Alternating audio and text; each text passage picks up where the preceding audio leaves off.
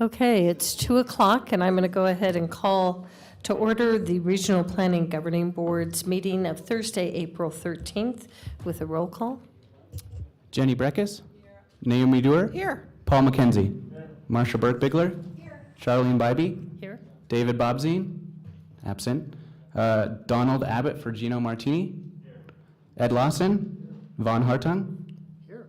Jean Herman. Here. And non-voting member Veronica Frankel. Okay, let's move to item 2, salute to the flag. I'd like to welcome our alternate from the City of Sparks, Councilman Abbott. Can you lead us in the pledge? Yes, please join me in the Pledge of Allegiance. Pledge Allegiance to the flag of the United States of America and to the republic for which it stands, one nation, under God, indivisible, with liberty and justice for all.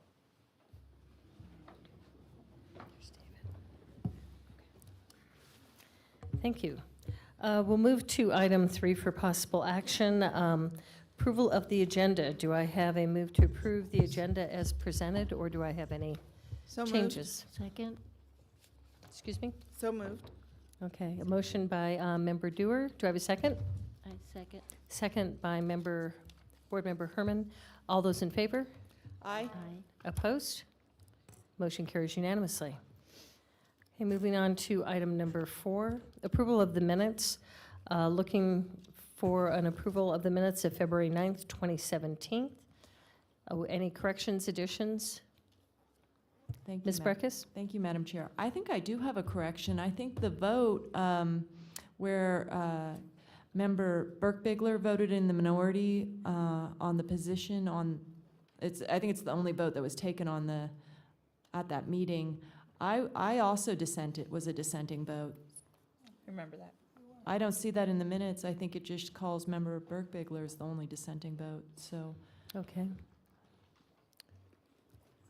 Madam Chair, we'll go ahead and make that change and bring it back at your next meeting. Thank you. Okay. So we'll go ahead and make that correction and then come back for approval of the corrected minutes. Moving on to number 5, public comment. Do we have public comment? I have none at this time. Okay, I do have some public comment coming up on specific agenda items. So general public comment is closed. Business of the day. 6A. We have an informational presentation on the 2040 Regional Transportation Plan.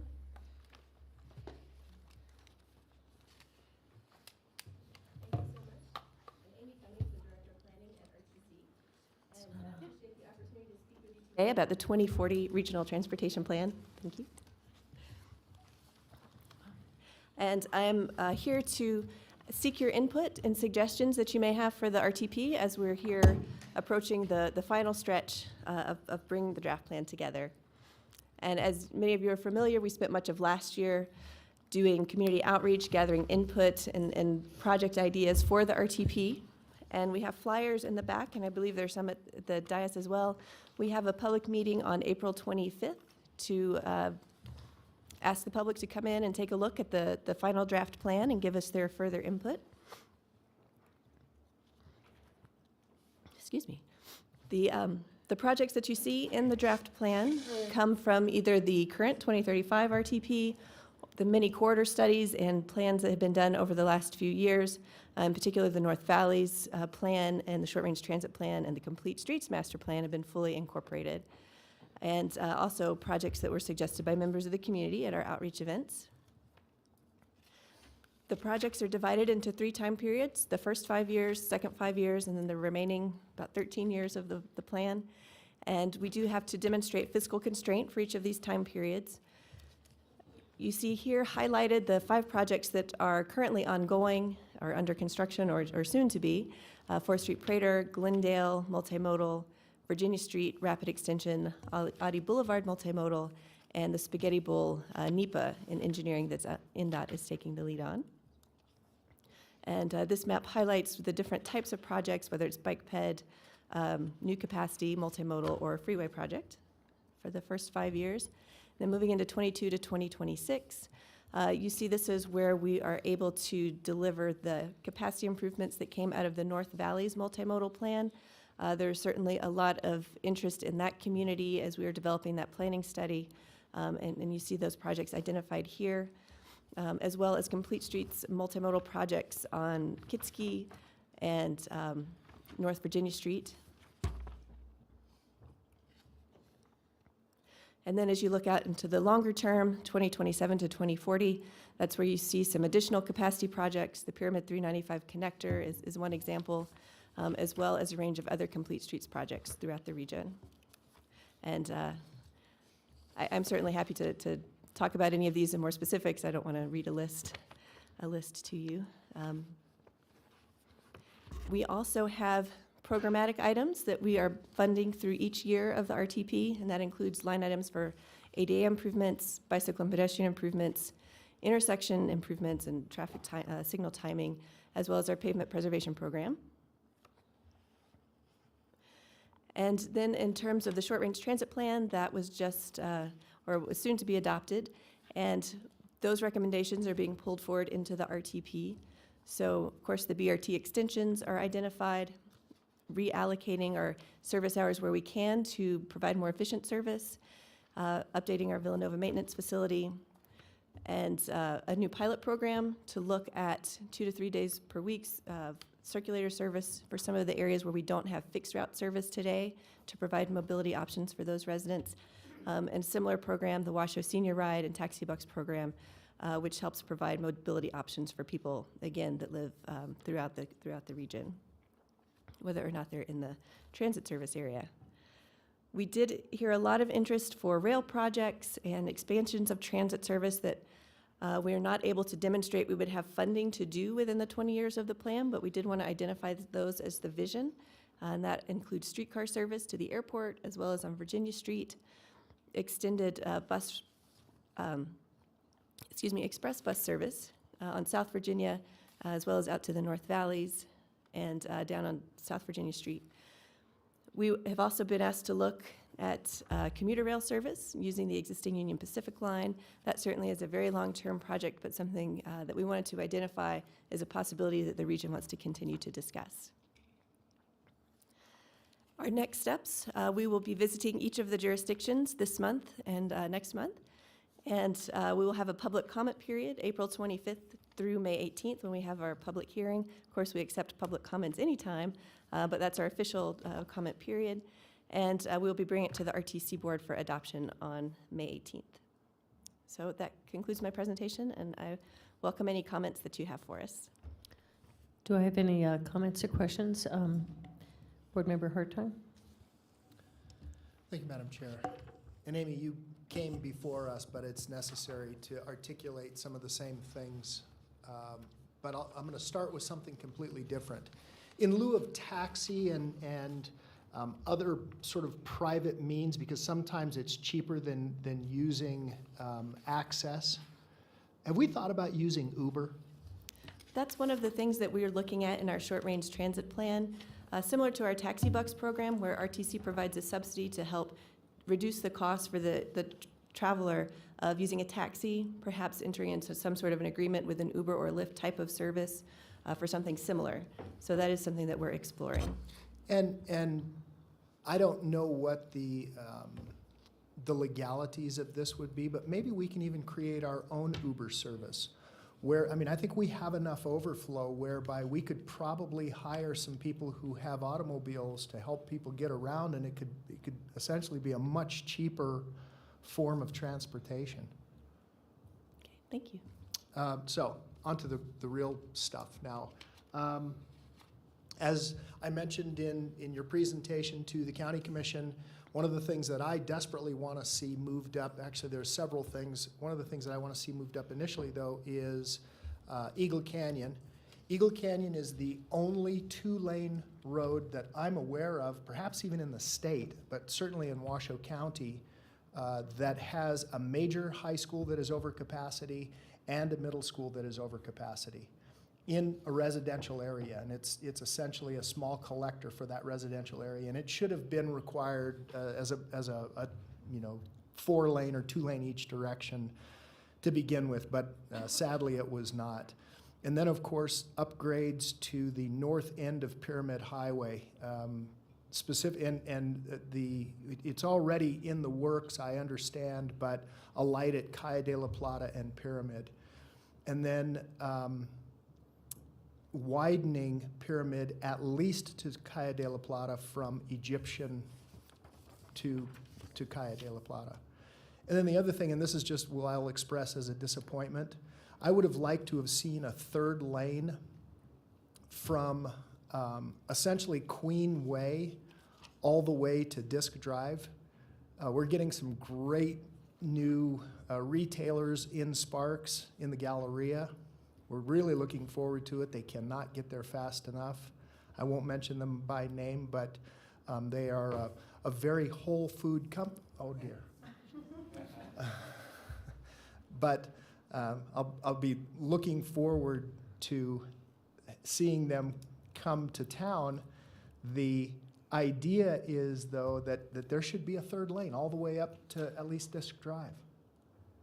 It doesn't make any sense to me why we would funnel all of that traffic down. A lot of it's trying to reach Disc, and it would have just been and I've seen this before. We did this on Eagle Canyon. We widened up to Neighborhood Way, and now the cost of doing from neighborhood to Calle de la Plata will exceed the cost that we paid to upgrade the intersection and widen Eagle Canyon, because costs have just gone through the roof, and acquisition of right-of-way.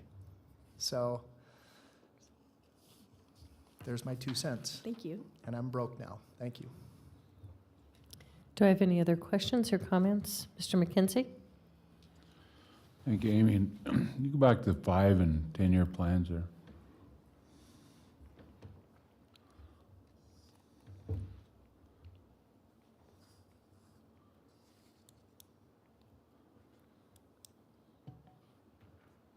So it appears to me we've moved some projects on the 5-year plan that were back on the 20-year plan, the Lazy 5 and Kylie Ranch. And then the projects that we got out of the North Valley study that we were supposed to be fast-tracking didn't end up on the 5-year plan, they're still on the 10-year plan. We worked closely with staff at City of Sparks on those projects in the Lazy 5 area. Those are anticipated to be developer funded, and that was anticipated to be the time frame that they would go in. Whereas these North Valley's projects are anticipated to be RTC funded with the design starting on those here in the next couple of years. And then it, as you know, takes us a few years to get to the project delivery phase on the major projects such as roadway widenings. But we will be starting on the design on those within the 5-year plan.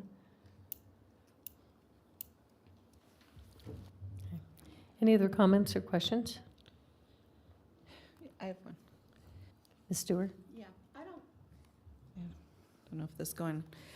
There's a street where there's a proposed development called Sierra Manor, and it's near the intersection of Sierra Manor Drive, and I thought this was Huffacre, and it may be. It wends its way around, but anyway, it's one of these streets where trucks come, but they have to do a hairpin turn back right, if they're going south in Virginia.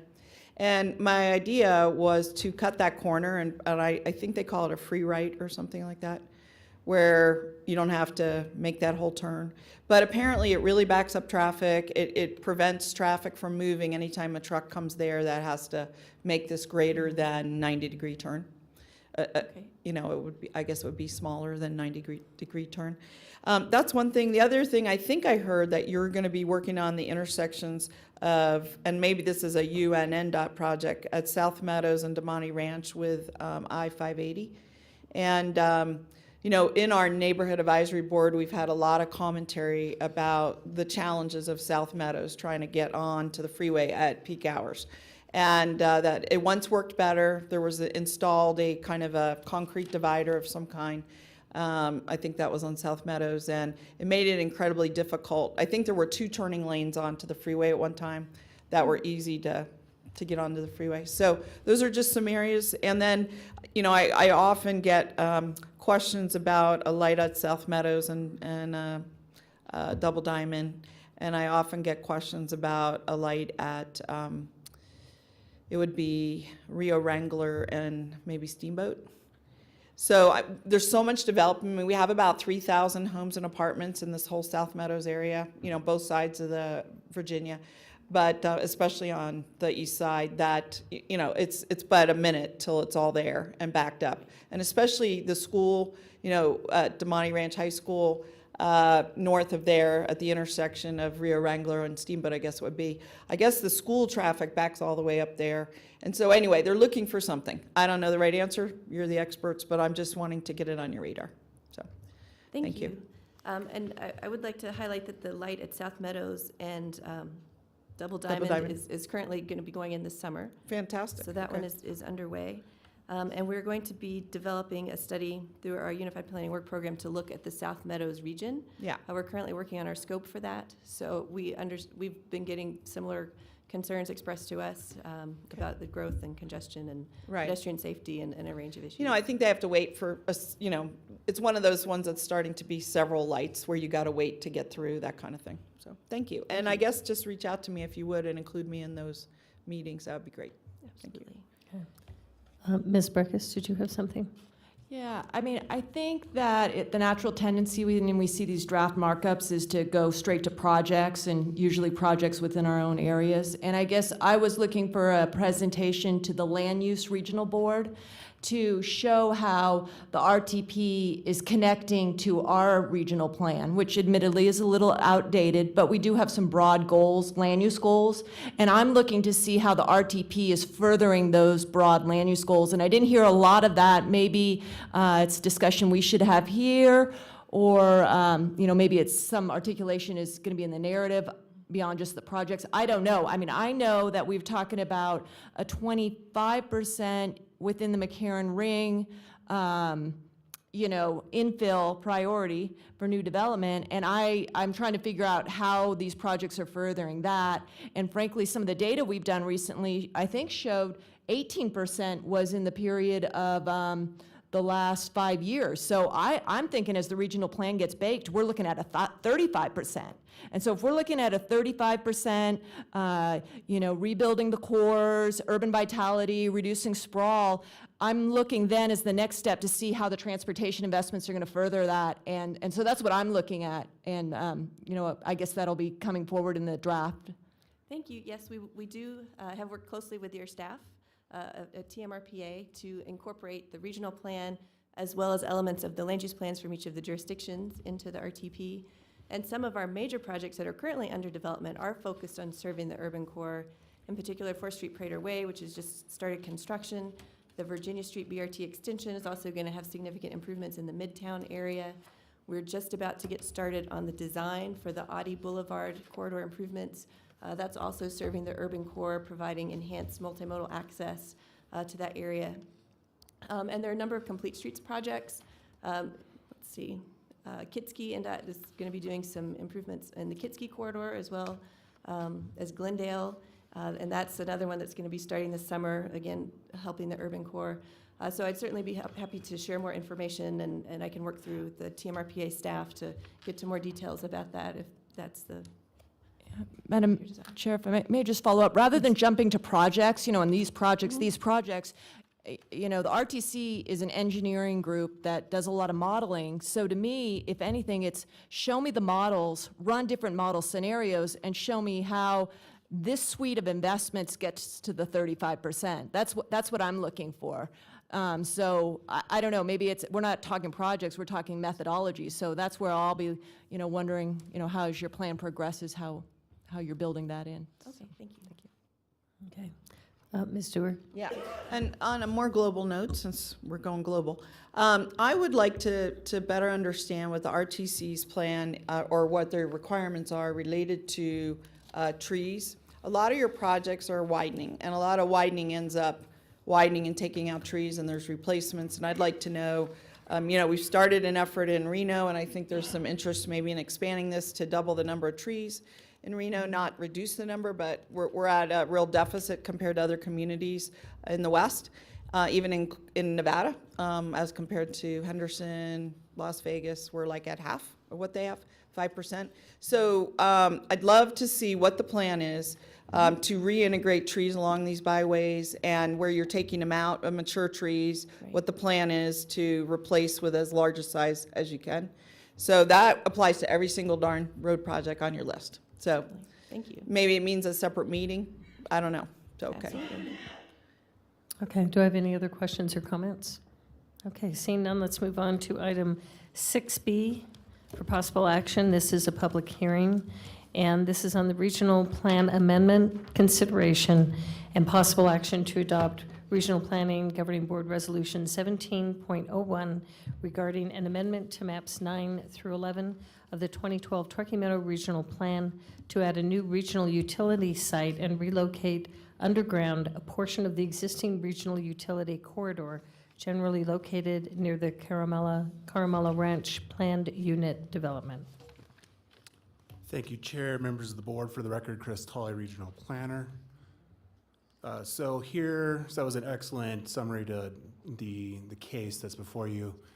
This is a site map or neighborhood map showing the existing corridor locations. I'll go over more of the project details in just a second. But this is the amendment showing the underground portion with the dashed white line, and then the new overhead portion in the blue, and then also that portion of the corridor that's to be removed. And then finally, an aerial showing the new line as it navigates the Rhyolite aggregate pit. So the actual proposed project is new electric substation located on an approximately 3.96 acre site, and the relocation and undergrounding of an approximately 1 mile long portion of an existing 120 kilovolt overhead transmission line. The relocation also of an approximately just slightly over half acre or half mile portion of an existing 120 kilovolt overhead transmission line. The modifications to the utility corridor were proposed and offered to be paid for as a part of the design of the Caramella Ranch Estates planned unit development. Last night, the RPC voted unanimously to recommend to the board the adoption of the proposed amendments, and additionally, the RPC voted unanimously to find the proposed project in conformance with the 2012 Truckee Meadows Regional Plan. Regional Planning staff also recommends that the Regional Planning Governing Board adopt Resolution 17-01, adopting the amendment to the maps noted earlier of the 2012 Truckee Meadows Regional Plan. This does includes staff's presentation. The motion is found on page 9 of the packet or overhead. And I will be available for questions if you have any. Okay, thank you. Do we have any other, are you the only one who will be speaking on this item? I believe Mark with NV Energy was also going to have a presentation. Okay, let me open it up to to his comments, and then I do have one public comment following that, so please, is it Mr. Sullivan?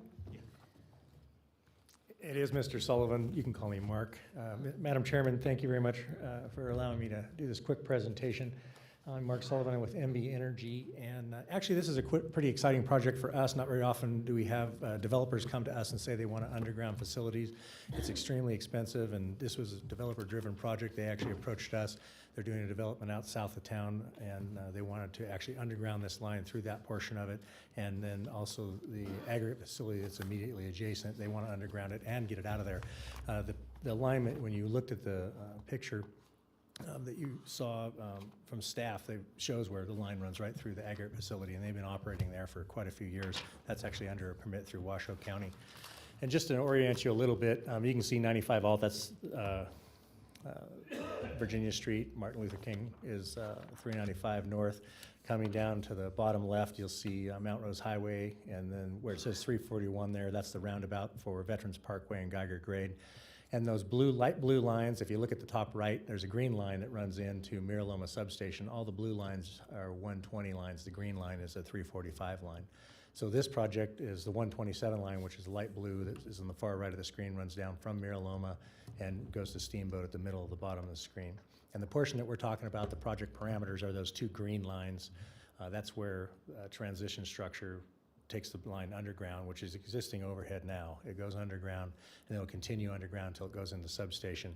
And then it comes out of the substation underground, goes up the hill part of the way, and then it'll come back up above ground around the property line, and then connect in with the 127, or with the overhead that's existing today. Sorry. So you can see if you look at the top right, there's 3 dotted blue lines. They're kind of light. That's the existing alignment, and it's overhead, runs all the way down through the pit, through this Camarilla Ranch, and ends up down the bottom left-hand side. That green is overhead. When it goes to pink, that's where the transition structure is. It'll take it underground. It'll run underground. It's almost the same alignment that it's in today as the overhead alignment. It's moved a little bit to align it with the roadway and where utilities are typically aligned.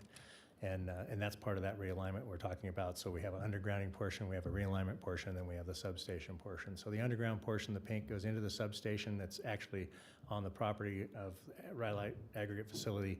Then it comes out in pink, and then you see where it turns green. That's where it transitions again back into overhead and basically follows the property line and goes back into the existing alignment.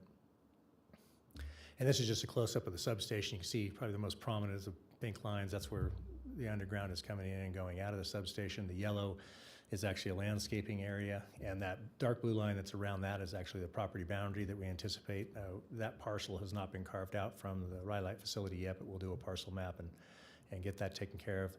The far left, there's a light blue dotted line. That's actually the property line of the Rhyolite facility. Excuse me. And this is a copy of, or a picture, and keep in mind, this picture you're looking at eye level. You're not going to see this eye level because all the property slopes away.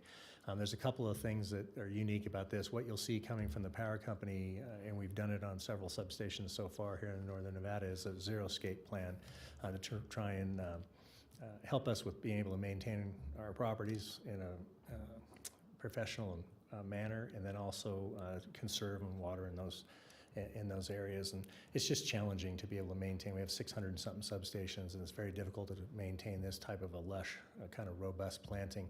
The developers actually approached us and said that they want this in that area. So they've actually said they're going to plant that themselves, and they're actually going to maintain it with their HOA, which is very rare. I haven't seen that before. And so you got a lot more planting that you would normally see. Also, something unique about this, you'll see we got a block wall that's in there. And that's a 14-foot high block wall, and you'll see the equipment is relatively low behind there. The developer also requested that we use a low visual impact substation, so you don't have a very high substation. The equipment's not very high. The original plans, we had telecommunication facilities in there, a tower, and a bunch of other stuff, and all that stuff came out. He didn't want any of that stuff in there. And so it was just, I think, a collaboration between both the power company, Rhyolite Aggregate Facility, and DeLoretto and Toll Brothers. So I think you got probably one of the most attractive substations you're going to find in northern Nevada. Staff asked us to do a couple of locations where you could do like a key observation point, and you can see the circle there. This one's about a half-mile away. This is Western Skies, that road that goes up to the Rhyolite facility, and I circled the area where the substation is, and that's what it looked like. You can see over off to the left, there's a Damani High School. There's a water tank up on the hill. Actually, on the top of the hill to the immediate right is, it says an existing residence, and that's actually Steve Bennett's house. That is one of the partners in the family that owns the Rhyolite Aggregate Facility. And we have another one, and you can see the angle. You're looking uphill. And the same thing here, you're looking uphill at the substation, and this is about a quarter mile away. And you can see where we have it circled there. And you can see some of the gray on the hill of the Rhyolite facility. You know what, I do want to go back just to point something out here on the substation. When I talk about the view shed, and if you look at the property line here, you look at where the equipment's set back, you have a 10-foot setback for the landscaping, and then we're going to do a berm on the edge of the property. Then you have a 10-foot setback. Then you're going to have about 50 feet before you actually get to the equipment.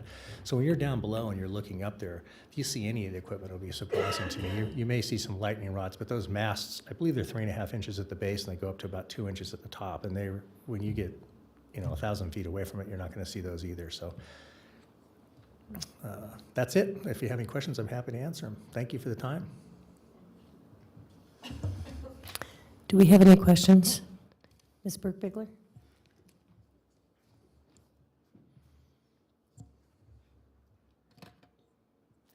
All right, come on. Oh, it's on, yay. No questions, I just understand today's your birthday, and I'm really sorry you had to be here and make a presentation instead of being out skiing or having some fun somewhere else, and I wish you a very happy birthday.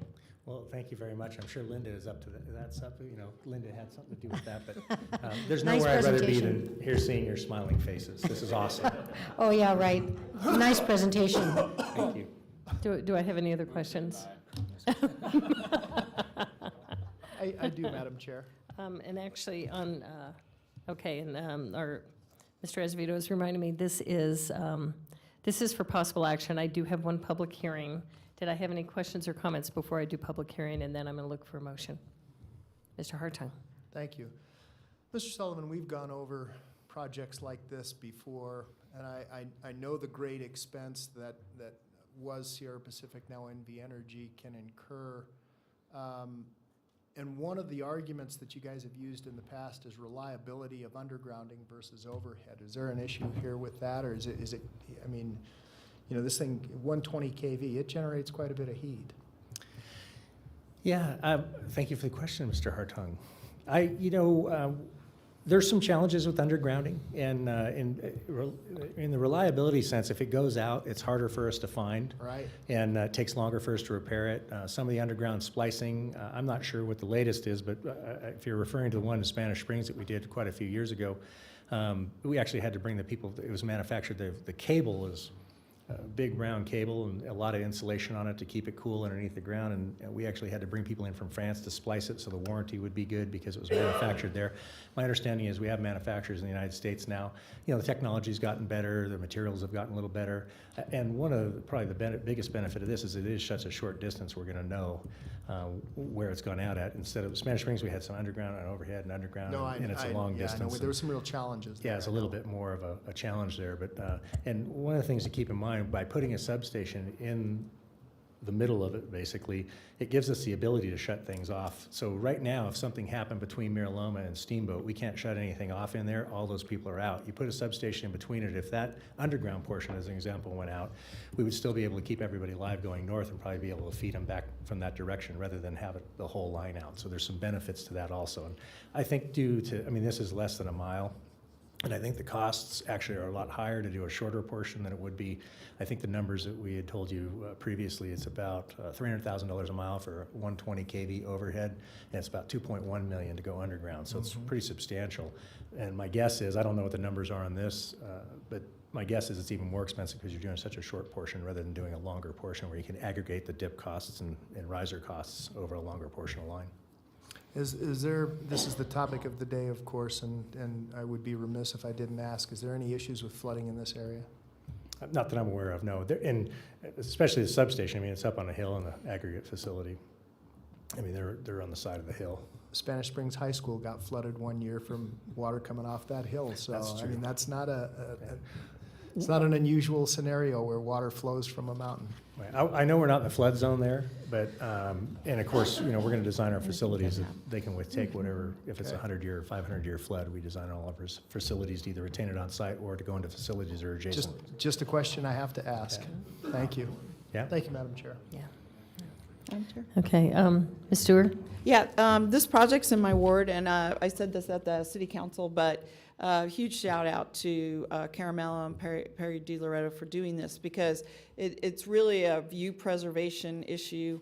They undergrounded the local wires in the development, but to go to this extent, to have this main line underground, I think is really above and beyond. I think it's really, very, I don't know the right word, trend-setting or proactive out there. I think Kind it's of really forward-thinking. Forward-thinking, thank you. It's very forward-thinking, and I was really impressed when I got the tour and saw the site, and I'm really glad we're moving forward.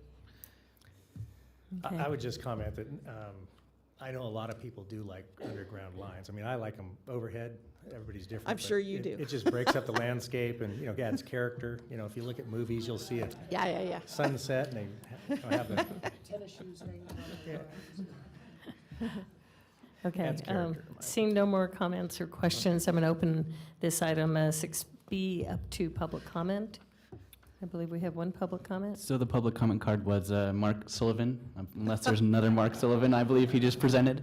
I do have your flash drive, though, if you would like that. Okay. Thank you. Do I have any other? Do I have any other public comment on this agenda item? Okay, seeing none. Make I'm the looking for a motion. Yeah, make a motion to accept this change, item 6B, Okay. 1701. All right, so we'll do RPG Resolution 1701. Adopted the map amendment to maps 9-11 of 2012 Truckee Meadows Regional Plan as detailed in the staff report. Okay, I have a motion. Do I have a second? Second was Mr. Hartung.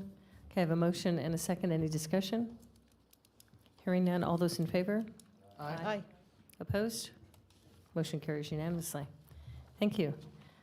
Okay, we're going to move on now to item 6C for possible action, consideration and possible ratification of the recommendations of the Washoe County Home Consortium's directors for, we have two items, allocation of 2017-2018 program funds for the development of an affordable housing project in the amount of $750,000, and item 2, the restructuring of home loans on the plaza at 4th Street property pursuant to sale of the property to Northern Nevada Community Housing. And I would like to start with Mr. Azevedo, who would like to make some comments before we open this item.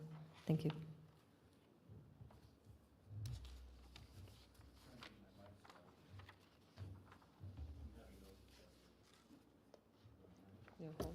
I think you have to give up on the light.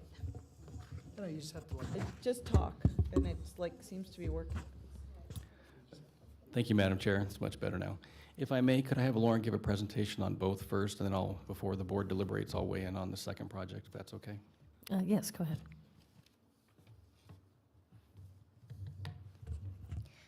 All right, thank you, Madam Chair and board members. For the record, Lauren Knox, Regional Planning. This agenda item seeks ratification of the Washoe County Home Consortium funding recommendations and can be found started on page 19 of your packet. The Washoe County Home Consortium forwarded the allocation ratification requests for one new project, the Steamboat at Summit Apartments, and also the restructuring of the home loans for a project called the Plaza at 4th Street. We're actually going to separate this item into two separate presentation items, as identified on the agenda as item 6C1 and 6C2, and we're looking for a motion on each item. So we'll start with item 6C1, which is the ratification of the allocation of 2017 home program year funds for the Steamboat at Summit Apartments. So just to provide you with some background, the Washoe County Home Consortium was formed through an intergovernmental agreement between the cities of Reno and Sparks in Washoe County in 1994 in an effort to improve the provision of affordable housing in Washoe County. The Washoe County Home Consortium receives and administers the Home Investment Partnership Program, or Home Funds, and also provides a forum for discussing affordable housing issues in the region. In order to implement these goals, the intergovernmental agreement further establishes the Technical Review Committee, which is tasked with making funding recommendations to the Washoe County Home Consortium directors. The directors are the city managers of Reno and Sparks and the county manager of Washoe County. The intergovernmental agreement requires that the RPGB ratify final funding allocations that are forwarded by the directors. The processing of home funds for affordable housing projects began with an application project in which applications were due in December of 2016. 2 applications were received and forwarded to the Technical Review Committee. However, one was withdrawn early in the process. To consider the application, the Technical Review Committee held public meetings in January and February of this year, and the TRC voted to recommend funding approval of the Steamboat at Summit Apartment project to the directors. The directors reviewed and discussed the funding recommendations made by the Technical Review Committee and forwarded their approval to this board for ratification. So I'll provide a brief overview of the project. It's a new construction of 360 affordable units located on the southeast corner of South Virginia Street and Geiger Grade in the Redfield Regional Center. The project proposes a range of 30% to 60% area median income. So it's 355 units at 60%, 3 at 50%, and 2 at 30%. And the request is for $750,000. So staff recommends the funding allocation be ratified by this board. Motion can be found overhead as well as on page 21 of your packet. Also, we have Washoe County Home Consortium staff, Eric Novak with Praxis Consulting, the developer, which is Green Street Companies, and I, all available to answer any questions you have on this one specifically. Okay, thank you, Lauren. Mr. Azevedo, did you wish to comment at this time? No, ma'am, I'll comment on the second item on the agenda. Just on the second item? Yes, Okay. Okay, let me open it up for discussion. Do I have any questions for Lauren or comments? Mr. McKenzie? Thank you, Madam Chairman, and I opposed this when it came from the Reno City Council for a number of reasons, and I just thought that I'd like to get those reasons on the record here as well. And, one of those reasons is that ever since I've been on the council and on this board, we seem to approve these because we don't have anything better. And I don't believe that that's a very appropriate way to manage a fund that we need to, it's one of the few assets we have to get affordable housing within our community. This particular development is away from public transit. It's not near a job center. It's not near many of the services that the people that live in this facility may need. So it really doesn't fit any of the models that we have that we want to develop affordable housing under. We want to have all of those things when we develop affordable housing. Another point that was brought up at our council meeting about this is we're putting 350 low-income people in the south end of town, and they're going to go to schools. Those kids from those families are going to go to schools that are from fairly affluent neighborhoods, and those kids are going to be characterized as living in the hood because we don't have a mix of housing that doesn't alienate them from those that are surrounding them. So for those reasons, I'm very opposed to this project. I think that we would be much better in this communities. We would be much better off if we would utilize these dollars to develop an affordable housing model that provides the services and doesn't alienate the people that utilize them. Thank you. Okay. Do I have other questions or comments? Ms. Breckes? Thank you, Madam Chair. I too opposed this when it came before the Reno City Council, and I've given a lot of thought to it since then. I've done a site visit to it. I met with the applicant. I've spoken to staff. Do you happen to have a copy, a map of the jurisdictional boundaries in your presentation? I don't believe it's on the map that I do have. Yeah. I can probably bring up one of the regional plan maps and maybe Could you do that? zoom in. If you could, if it's not too much trouble. I don't think Reno did a zoning map because, it wasn't a zoning case. But here's my point is, when this came into the Reno city sphere, and was intensified outside of the southeast Truckee Meadows area plan, Washoe County, it was a very controversial extension of the corporate boundaries. And I don't think it was good planning. I think it was poor planning. I think a lot of the issues that we deal with here are unfirm boundaries, and we need to work hard to firm up our boundaries. And so I had a real hard time with that. And at the meeting, we said, my concern was bringing our money in to enable it to go to intensification. And the argument is, well, it's already zoned for intensification with the MU zoning. But the city of Reno money that comes in allows it to go to a residential intensification, whereas if maybe the market was just doing this, it would be mini storages or something like that, which doesn't create, in my mind, the same unfirm boundaries. Because when your boundaries are really problematic when you have residential upper residential, a la the North Valleys where, people are pointing to who lives where and what. So that was very problematic to me for bringing our equity dollars into this. Another problem for me, and I think this is something that I'd like to work to do something with, is HUD which is the Housing and Urban Development, has adopted some rules. They're guided by some principles to spread out subsidized housing throughout regions. I think in a region like ours, and I think the story still be told, is it extending this density and this housing stock in a suburban sprawling pattern. Whereas in a Philadelphia and in a Detroit, it might have some of the intended means that HUD's trying to meet, but I don't think it's meeting here. And I think that it's still a new program, but when I talk to the developers about how they can make this thing pencil and the boost that they get in tax credits, there's very few properties where this can work, and a lot of them are out in these areas where I don't think, shame on us for having a bad land use map that doesn't respect community character of unincorporated areas, but I don't think it's respective of the of the goals we're trying to meet on a housing. So those were my problems, and can you show where that boundary is? Do you mind showing? Yeah, let's do it. I'm just trying to figure out, to me, Toll Road has always been, or Geiger Grade, excuse me, has always been the most obvious southeastern boundary. Where does it, oh, you're pulling it out of the regional plan, I see. Yeah, it's.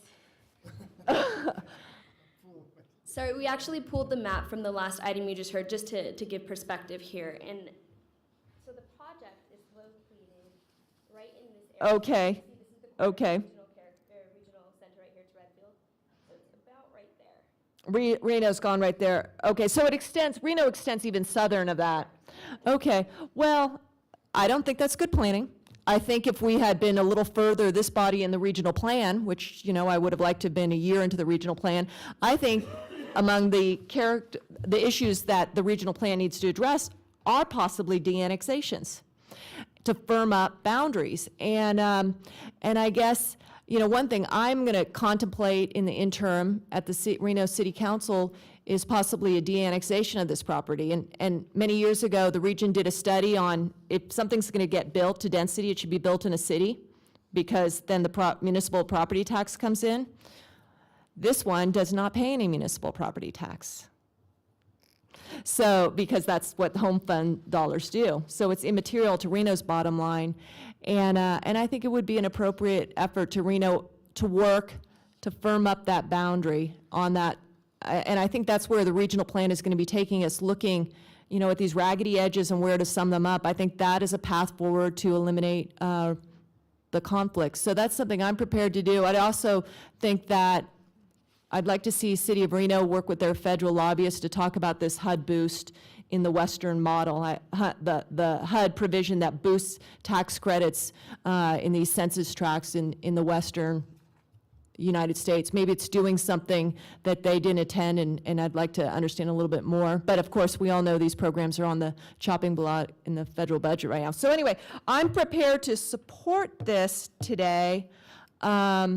Reverse myself, and another compelling factor is also that I like to come up here representing what I don't think it's helpful for Reno to be at odds when we take an action forward. These are our home fund allocations, and I think it's unfortunate to not represent our majority opinion, although it was very split. It was Mr. McKenzie and I and one other person, so it was a 4-3 vote. So that's more or less why I think I can support it at this time. I've also been assured by the engineering that while it is in a floodplain and will require a LOMAR, that the engineering of this project will improve the situation. If it's coming through for a special use permit or any variances and that hits the Reno Planning Commission or City Council, I probably will not be there, and I know the engineering's still in work. And I've lost a lot of faith in hydrology in the last 6 months and hydrologists, but I can understand that sometimes the last downstream person can improve things. So look forward to and hoping that'll happen in this case. But with that, I'll be supporting this. Thank you. Okay. Ms. Dewar. Since the Reno people are speaking up, this project is again in my ward, and I wanted to speak in support of it. As my two colleagues pointed out, it was a split vote, and there were issues that I don't think were fully addressed at the council meeting, but I know that the applicant's in the room and could probably. I wanted to just say a few reasons why I did support it. It's actually located at a very significant crossroads. close to where we also approved the Summit Apartments. And while the mix is different, I think they had some 80% units. These are mostly 60% of AMI. I think the location is very telling in that many people, it's right at the crossroads where Mount Rose Highway goes up to Incline. It's been very difficult for people that have less than the average wage to live up at Lake Tahoe, but they still need services. They still need grocery store clerks. They still need people to work the hotels, work the ski slopes, et cetera, et cetera.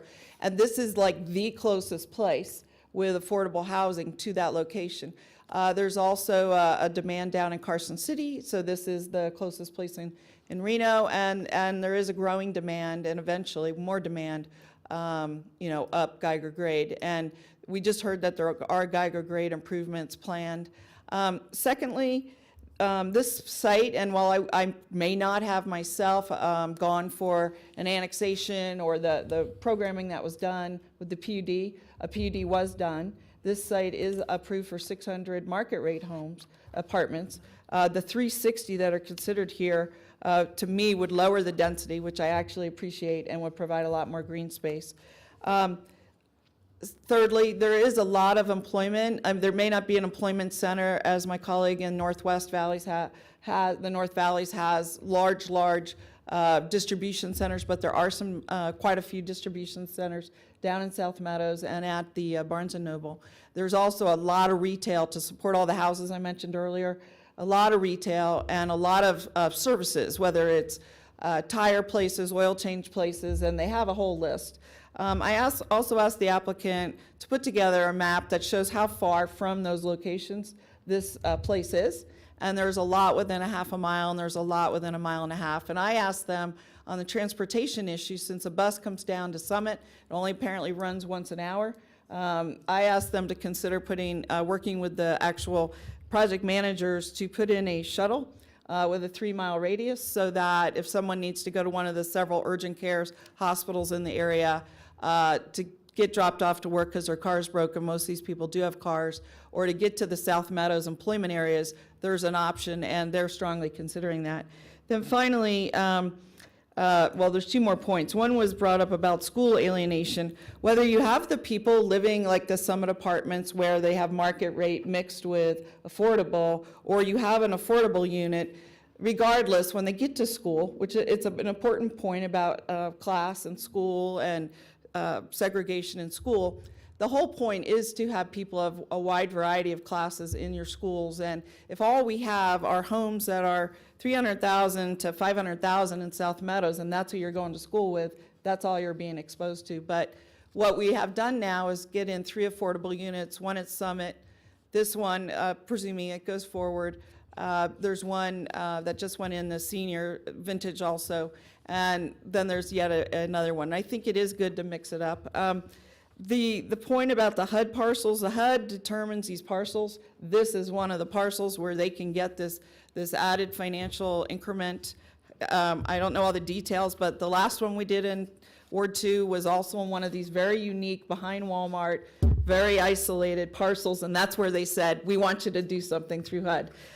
We don't really have an option there. And then on the floodplain, which you all know I care a lot about, I've met with Vince Griffin and Reno Engineering, who's doing the engineering, and I asked them to do something, and this is voluntary, it's not part of our code, to go over and above. So they have to build a little portion of this property is in the 100-year floodplain, and they have to elevate that section. Obviously, you're not going to be building homes below the 100-year.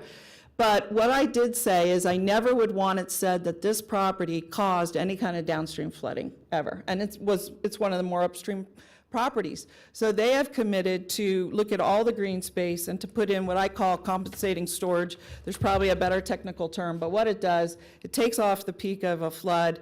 The regular flood goes by, it stores it, detains it, there's a retention at lower, it detains it until the big flood goes by, then it releases. And they have agreed to do it. Now, it's not in our code, it's not required, but it's an extra something that they have offered to do, and they think they can build in, and I'm very grateful for these different accommodations of the shuttle until bus service gets established more firmly in the area, this compensating storage.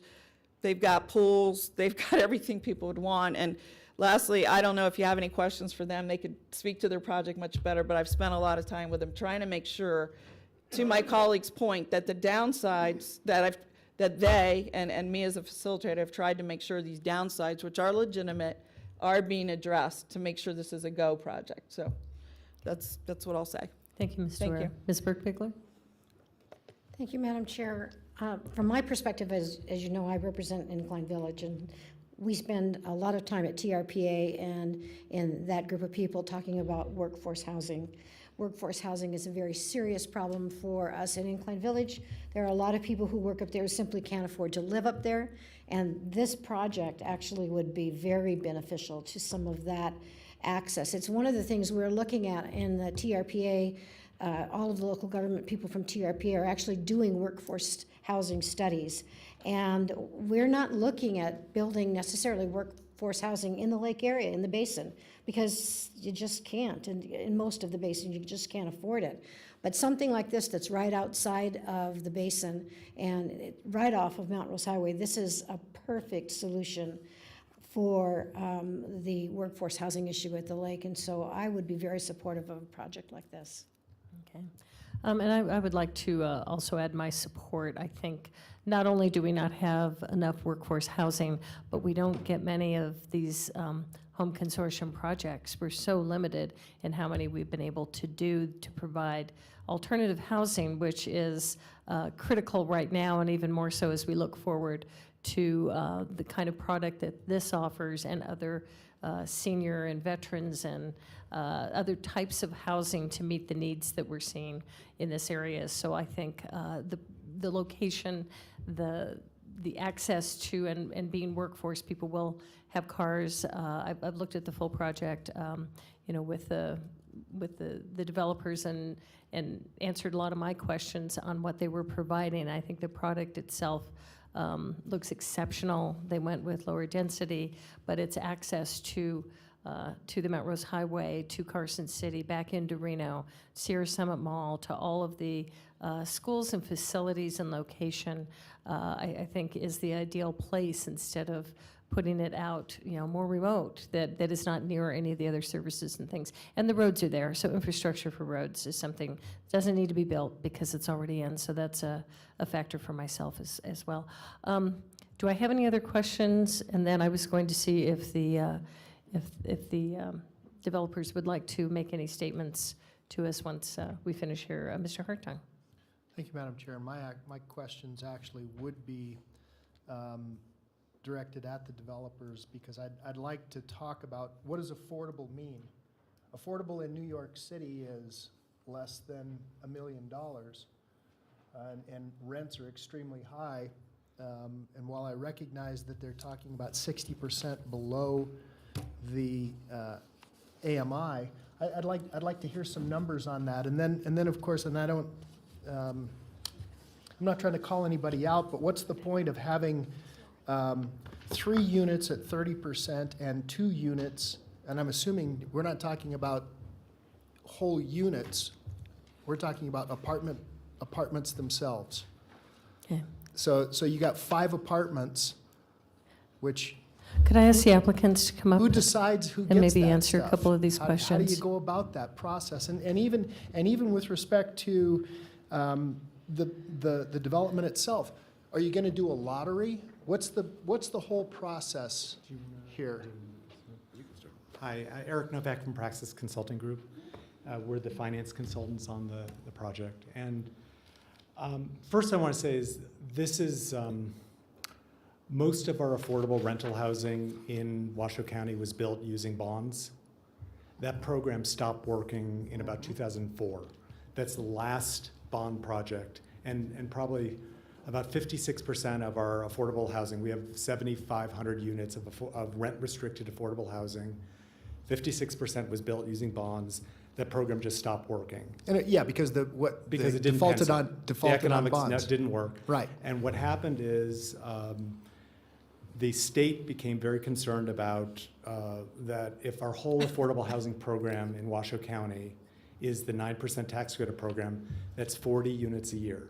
And we've been diligently producing 40 units a year. And that's a very different program. So that program gives you 3 times as much subsidy, and it's more of a boutique housing program where it's serving very low income households. So at 30% of AMI, 40% of AMI. But that's not what the bond program was. The bond program was a workforce housing production program. And so it's just very different. And look, this is not an attempt to Right, no, no, and so castigate but what just you're in doing. terms I'm trying to understand what So- are the real numbers here? What is Yeah. it? What does this actually So, mean? How does this equate to rents? A 60% AMI rent for a 1-bedroom would be $694. $694. For a 2-bedroom would be the $828, and for a 3-bedroom would be $952. This is based on 2016 HUD median incomes. Okay. And these rents are about $250 to $400 a month below market rents based on the market study. Okay. So this is not inexpensive housing. These are working households. Yeah, this is not inexpensive Right, at all. no, but it is production housing Right. that's serving a certain population where there's great demand right now, where we have 0 vacancy rate in Washoe County. We have the highest rents we've ever seen in Washoe County, so the median rent is about $1,050 right now, I think, is median. Okay, And so- for the South Meadow, the median's probably closer to $1,300 a month. So these are, they're rent restricted, so the developer's committing to 30 years of affordability following this HUD methodology. The reason that there are 5 units, those are the home units, and those are targeted under the home regulation, under the way the Washoe County Home Consortium administers its home program, and every jurisdiction does it differently. Washoe County says whatever project comes before us, we want to see 3 units at 30%.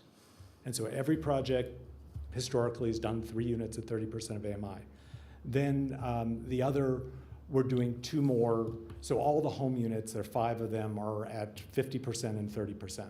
And the issue is that for bond projects, every single one of them look the same as this. They all target at 60%, which is the maximum tax credit rent.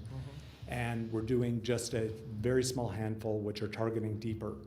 But the reason we do that is because this project, it's almost all driven by a mortgage. So we need the higher rents in order to support the mortgage. Sure. Right now, the developer is deferring about 87% of their developer fee to make the balance the sources and uses. So it's a very thin deal. It barely works. After the election, it worked even worse because with talk of tax reform, the pricing, when we closed Vintage at the Crossings last year, the senior project behind this at Super Walmart, we got $1.08 per credit from the investor. Right now, we're running it at 95 cents per credit, and the investor's saying, well, we might be more like 92 cents. We're not sure yet. And I think there's just this concern that with tax reform, they don't know what the corporate tax rate's going to be, and that has a big impact on how they underwrite these projects. So it's just very, every unit we do that's below 60% of AMI that goes down to 50, it reduces the amount of debt we can borrow, and it creates a bigger gap. And so, and I calculated so that a 30% unit creates about $90,000 of gap. So every 30% unit we do, we can borrow $90,000 less, and the gap gets bigger. Every 50% AMI unit is about $25,000 less debt we can borrow. And so that's, so we're trying to do, all of them are at 60, they're rent restricted for 30 years, but there are not many at those lower income levels. But the 9% program, typically, we're always at 40 and 30, and that's what we do in that program. Okay, just a couple more questions. How do you decide? So essentially, you've got, at 60%, you've got 355 units. Who decides who gets those? How do you go about that? Is it who you know? So the Is property, it, there's a tenant selection plan. okay, And typically what we'll do is we have a matrix, and you're filling those boxes with households that meet that income levels. okay, So that someone who is in a 30% AMI unit would be someone whose income is below 30% of AMI. And we try and so what happens if someone comes in and it's first come, first serve, they're on a waiting list.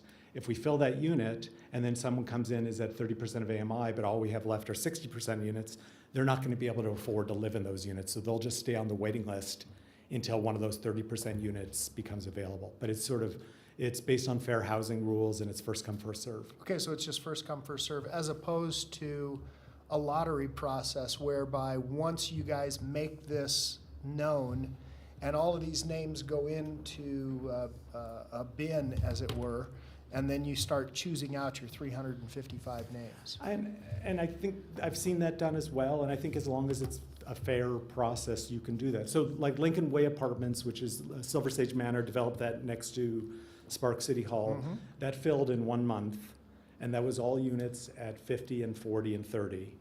And we had, it filled in 1 month, we had a waiting list of 200 for those 45 units very I quickly. bet. Yeah, I mean, So- that doesn't surprise me at all. And so it's whatever methodology the owner or the property manager decides. I mean, I have heard of lotteries done as well, but there's just sort of overwhelming demand. That's the problem. Again, and so my hope would be, Jim, that we do some type of a lottery process, some type of a process whereby, you know, if I've heard about it, you know, at day 31 and I didn't get my name in ahead of somebody else, that I still have an equitable chance of getting a unit, and nobody, because I call up my friends and they all go in and they put their names in and et cetera.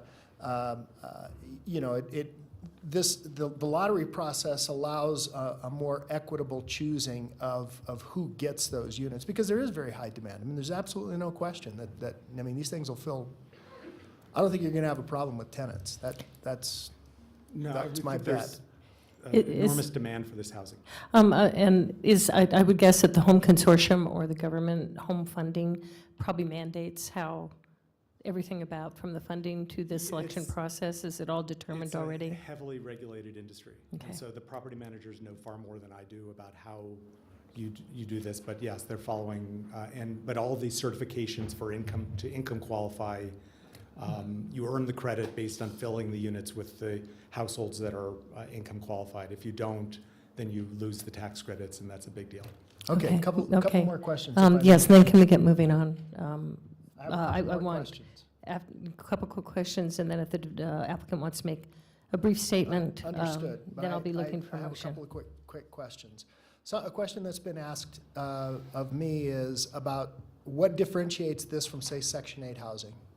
And I've had people say to me, I don't want this in my neighborhood, who live out there. Yeah. City of Reno folks, Curdy Ranch and you know, some of the Virginia City foothills and et cetera. I don't want Section 8 there. So what's the differentiation between this project and Section 8? I can usually tell the tax credit projects because they're often the nicest ones, the nicest multifamily rental housing in a neighborhood. I mean, you can sort of pick them out. And that the Section 8 housing, that program, HUD stopped funding new Section 8 projects about 30 years ago, 25 years ago. Well, that's, So I mean, there's- that's so a there's no general new comment Section that's 8. used. And That's a general comment, so and I this recognize does that. not have rental assistance. Section 8 is it's rental assistance. As rental And assistance. so it can serve down to zero income. Okay. So you just pay 30% of your income regardless of what your income is. So about what we make here as being elected So officials. and it's capped at 50, generally you have to be below 50% of AMI. So typically Section 8 housing would be serving extremely low income households. Okay. Last question is, how is this going to be maintained over the 30 years? And Dane, maybe either you or Jim can answer this. You know, because you're working on very thin margins, and so how are you going to be able to maintain this so that it is, you know, it's kept up? Sure. Dane Hilliard from Green Street. Nice to see you all. We're in this for a profit, and part of that requires happy tenants that are not damaging units and moving all the time. We're heavily restricted, so we have to have big reserves to replace the parking lot and fix the roofs and keep the buildings maintained. The state audits the project regularly, and we don't know when they're coming, inspections, because the state's involved. But again, this is basically, the government got off the Section 8 housing and shifted everything to private for-profit developers for this type of housing, because we're interested in keeping it nice and keeping the tenants happy and keeping them there. The longer a tenant stays, the better it is for us without units turning all the time. But again, it's we have tax credit investors, we have Citibank, everybody's involved in inspections and audits, auditing the reserve accounts. So it's heavily regulated. It's not like a regular market rate deal. It isn't. So there's a lot of restrictions and requirements for us to keep it maintained very well. And the rents will be restricted for 30 years? 30 years. 30 years, okay. Even though the rents here, the market rents might double, we're capped at the HUD AMI at 60% or less. And HUD gives those rents out every year, or what the AMI is. What the AMI is. So Yes. it's not fixed at 2017 AMI. Every year they change it. Right, Sometimes it goes right. down, That's- sometimes it goes up. That's my point, yeah. Yep, Yeah, yep. it's not capped at 2017. Correct. Yeah, okay. Yeah. Okay, thank you. Okay. Thanks, Dan. I appreciate Mr. it. Hilliard, Thank was you. there anything else, anything additional comments you'd Sure. like to add? I'd just like to touch on that we were the last bond project, the Bluffs in Northwest Reno, which is off par, 300 units, same exact financing structure. Between HUD changing the program and between the state of Nevada deciding that we have a housing crisis in Nevada, the state of Nevada is putting a new gap funding program on this project, as they did on the Vintage Senior project, of $3 million. The additional money from HUD is about $6 million. So this project has $9 million of new dollars coming into it. Otherwise, it wouldn't work at all, for sure. So it's a brand new opportunity. It may not last. It may not be this program next year. We don't know. So I just say this is workforce housing that's badly needed. These are people that work at all the places we shop and go to the bank and go to the hospital. And they probably work at this county building, and it's what we need. So here for any other questions. But we're fortunate to be here. And fortunate to have these programs to make this project viable. And is right this now. your map here? Is this? Yes, I believe so. That's the directional map. We did Ms. Deere asked us to do a map showing where things are, so you probably can see that. We did a half-mile radius, which includes the Summit Mall and the bus stop and all that. And then we did a mile and a half. But there is this, hearing that it's remote surprised me. This site already has the sewer line to it with capacity and the water line there. It's designed for this. And we were actually, when we first presented to the city, we had a smaller project, and we didn't meet the minimum density requirements. We were 320 units, and we had to bring it up to meet the minimum density requirements, which is where we are now. And again, it can be almost 600 units based on what the current density is. So it's not remote. There's a lot of services. There's thousands of jobs in South Meadows, a very short distance away, 2 miles away. You have IGT, you have all those companies in South Reno that have people that make $15 an hour, and that's who lives here. So. Okay, thank you, Mr. Hilliard. Thank you. Before we look for a motion, I do have one public comment. I do not have any here. Oh, you don't? Okay. That may be for the next item. Okay, it's for the next item, Gotcha. sorry. Okay, so we're on item 6C, 1, and I'm looking for a motion. Guess I'll offer the Ms. motion Stewart? if you want to put it up. See if this. So I'll move to ratify the allocation of $750,000 of the home program for FY 2017-2018 funds for the development of qualified affordable housing projects and programs as described in the staff report and in the accompanying attachments. Second. I have a second. I have a second by Ms. Burke-Bigler. Any more discussion? All those in favor? Aye. Opposed? Okay, I have Mr. McKenzie in opposition. Everyone else, motion passes. Let's move on to item C2, and Mr. Azevedo, do you want to present after Yes, ma'am. Lauren does? Okay, thank you. All right, so this agenda item seeks to describe the recommendation given by the Washoe County Home Directors for the restructuring of the Plaza at 4th Street home loans. The Plaza at 4th Street was a project that received home loans in 2001 and was built in 2002. The current owner made the decision to sell the property, and an affiliate of the Northern Nevada Community Housing executed a letter of intent to purchase the property.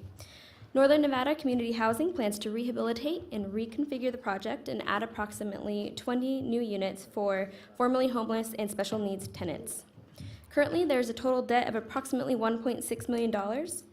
As the proposed project will not generate enough revenue to support repayment of the existing home loans, Northern Nevada Community Housing is requesting that all but $100,000 of the home loans be written off. And I'm actually going to turn it over to Greg Salter to discuss the proposed restructuring of the loans.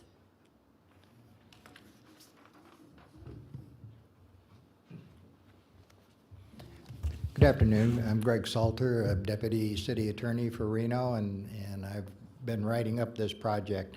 The documents for this project are a bit complicated, but the principle is really simple. In exchange for the home consortium getting 20 new home units, 10 of which for homeless, 10 of which for special needs, both of those are very critical categories that we need.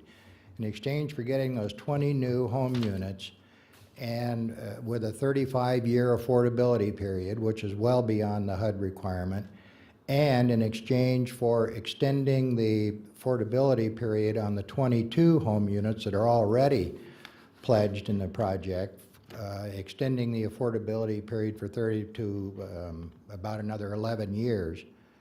What the Home Consortium would like to do is restructure the loan into an investment grant into the project, which would be repayable only if the home restricted unit provisions are violated. The project, as you've seen, the project is 50 units right now. It will be 60 after the conversion. 22 of which, as I've provided in the table in the resolution that's in front of you, 22 of which are already pledged to as home units at 45% or lower AMI. The project is being, it's an infill project, by the way. It's well constructed, it's been well managed, and as you can see, it is still an attractive project in a very useful location. It's being sold. The present owners, 4th Street Partners, are selling the unit, and an outfit called the 4th Street Plaza LP is buying it, and the representatives of 4th Street Plaza, Matt Fleming and Lisa Dayton, are here to answer any questions that you have. But as was pointed out, in order for the additional 20 units, which means that 70% of the project is home units, 70%, that's a very high percentage. But in exchange for them doing that, the project won't pencil if they have to make loan payments. And so the idea was that this is a great investment to get 70% in an infill, well-done project. We are authorized under HUD regulations to grant funds for home units. And so the idea of the consortium was, we won't get those 20 units if we keep the loans in place. We will get them if we make an authorized investment into the units. And so the Home Board decided that that's the way we ought to do it.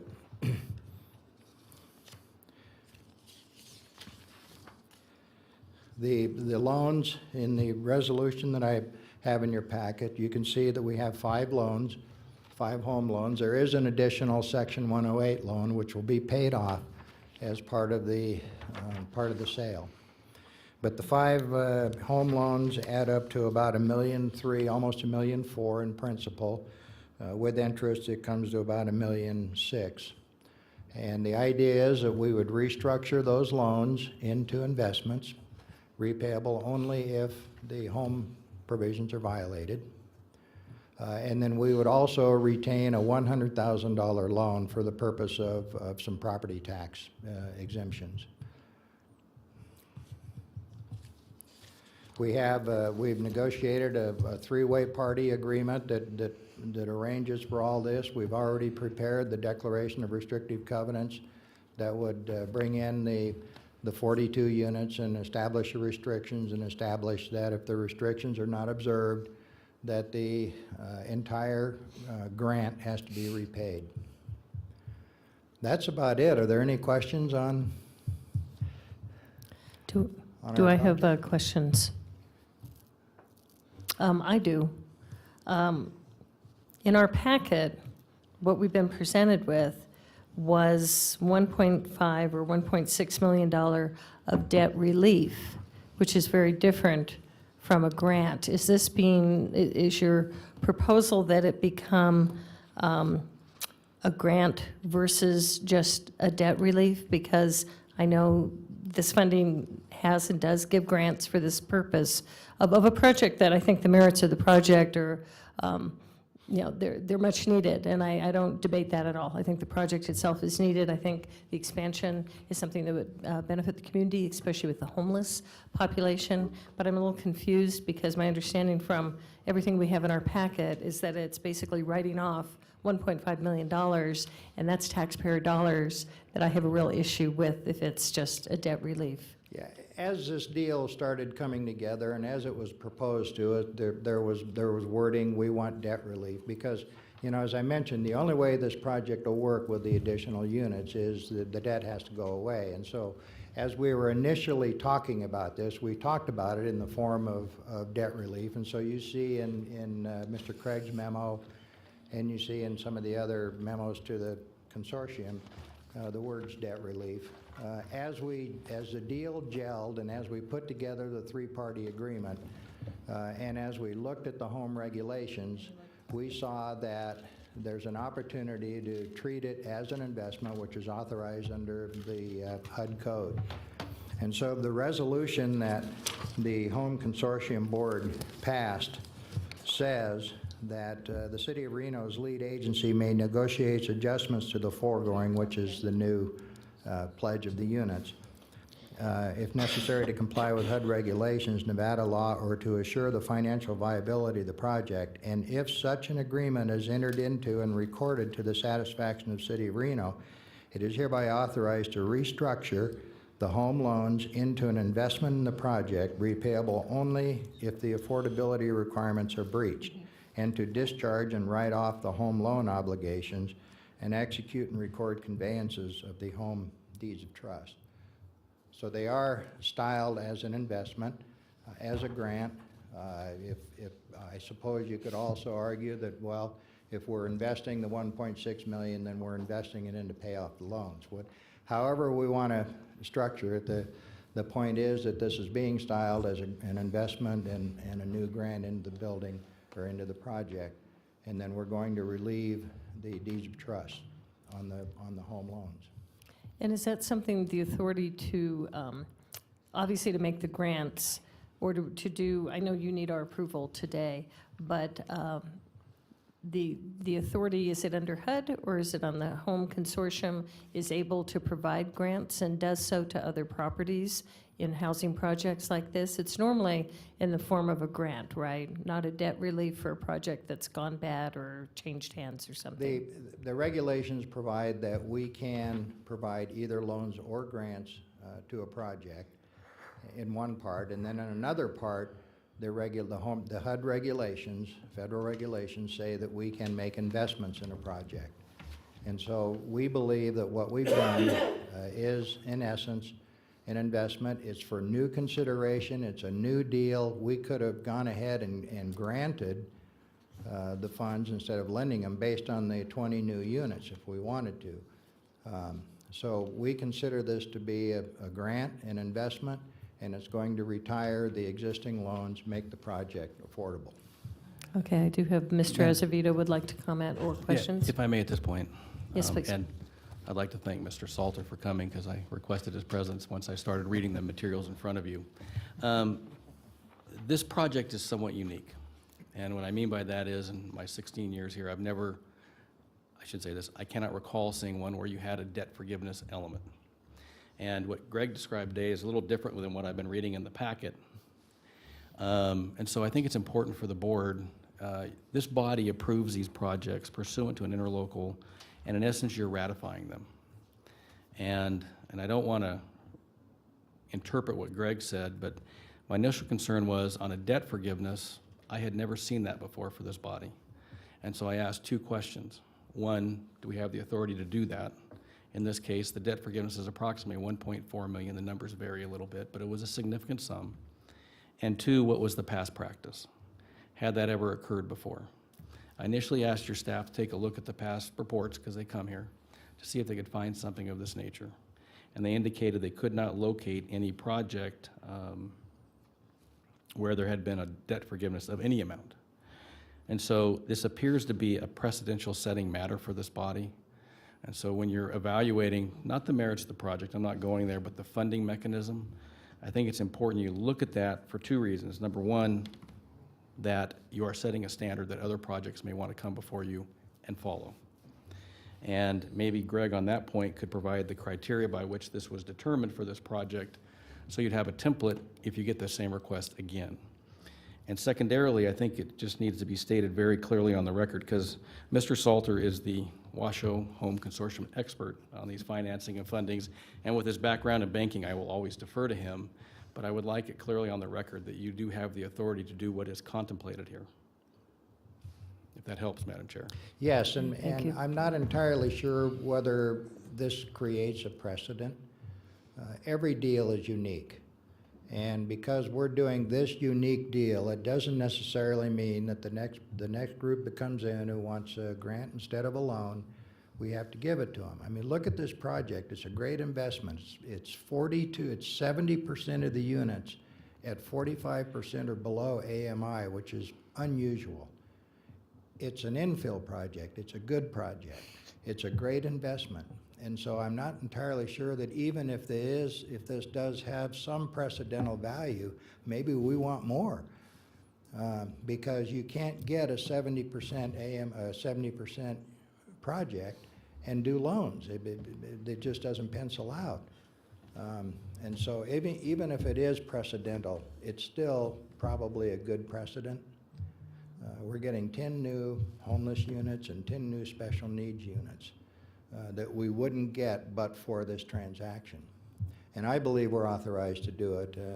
If it would make we can restructure this if you would like. If it would make you more comfortable, then we would just grant the money and put the money into escrow and pay the loans off. You know, the end result is still the same. We're reinvesting and leveraging money that we invested in the project many years ago. And we're getting a lot more out of it for this reinvestment. Okay, Mr. Hartung? Thank you, Madam Chair. Nice to see you, Mr. Salter. So I'll ask you some of the same questions. How do we determine who gets to go in here? And have we thought about using this as interim housing? And the example might be that we have them in the Crossroads program, because many of these people have part of the reason why they have needs, not all, but many, is because there's addiction problems and other issues. And so trying to get them out of that vicious cycle can be very difficult, and we've been very successful with the Crossroads program, whereby we get them into programs, we hold them accountable, and we get them out of that. And then potentially I see things like this, you know, you've been in the Crossroad program, now we get you into this sort of interim housing, and then we move you beyond that. Well, and also, 10 of the units will be special needs units, and my understanding is that the developer is going to devote some office space for providers of the special needs. And special needs that's a whole nother bailiwick, of And course, there's those no question. people will be available to provide the services for the homeless people, and for that matter, all the other low-income people that are staying at the project. And look, you know, just providing shelter for homeless, there's no end game. You know, just giving them a house, there's no impetus to move on and you know, try to get yourself up and into a job and you know, out of that sort of that cycle. And you know, I'm a firm believer in teaching people to fish. If you give them a fish, you just have one less fish. And you know, if you teach them to fish, it's a much better process for everybody. For them, they now have self-worth and et cetera. And so just to provide housing for the sake of having housing doesn't always work. Because there's no end game. Well, we have a developer who knows that, and I'd like to have him come up and tell you what he plans to do. Hi, Matthew Fleming. I'm the Executive Director of Northern Nevada Community Housing. I've come before this body every year now for the last 10 years with projects like this, but this one in itself is extremely unique. And to focus in on the points that you're discussing, if you look at that photo of the commercial space on the bottom of 4th Street, that is where we'll be looking to convert the bulk of that existing commercial space into the additional, there are actually 23 units to house the special needs and homeless populations. There will be an additional or a remaining third of that commercial space that we will retain for service space. The architect has designed in office space for counseling that will meet all of the HIPAA laws, rules, and regulations. We have a vocational training center for culinary arts where we'll be partnering with Renowned Medical Center in conjunction with Catholic Charities to do a food pantry, as well as a program that will actually help build resumes, give them some skills in the culinary arts to go out and seek jobs and job placement. Perfect. We have a partnership with the Veterans Administration, because there is a veterans preference component also included into this project. There is also a partnership with Nevada Hopes. These are all service providers who will also be providing wraparound case management for these folks, which will include substance abuse counseling, as well as job training, education, GED, resume building, the whole gamut of all of the issues that tend to keep people in that cycle of poverty will be immediately addressed on site with tenant improvements and elements that are at no cost to the service provider. So we're giving the biggest carrot that you possibly can of rent-free space to those providers so that they will want to stay. If you ask them to pay a lease fee, you're less likely to get groups who are dependent upon grant money to want to relocate their space on site. So the big carrot is you can come here for free. We'll keep the lights on, we'll provide all the TIs for you. We want you here because it's for the benefit of the client to transition out of those units and become tax-paying productive citizens. Now, it is considered permanent supportive housing, not transitional, but the end game is to not have them stay stagnant in just one spot. We want to help try to encourage that productive element where they can graduate up to becoming more productive citizens.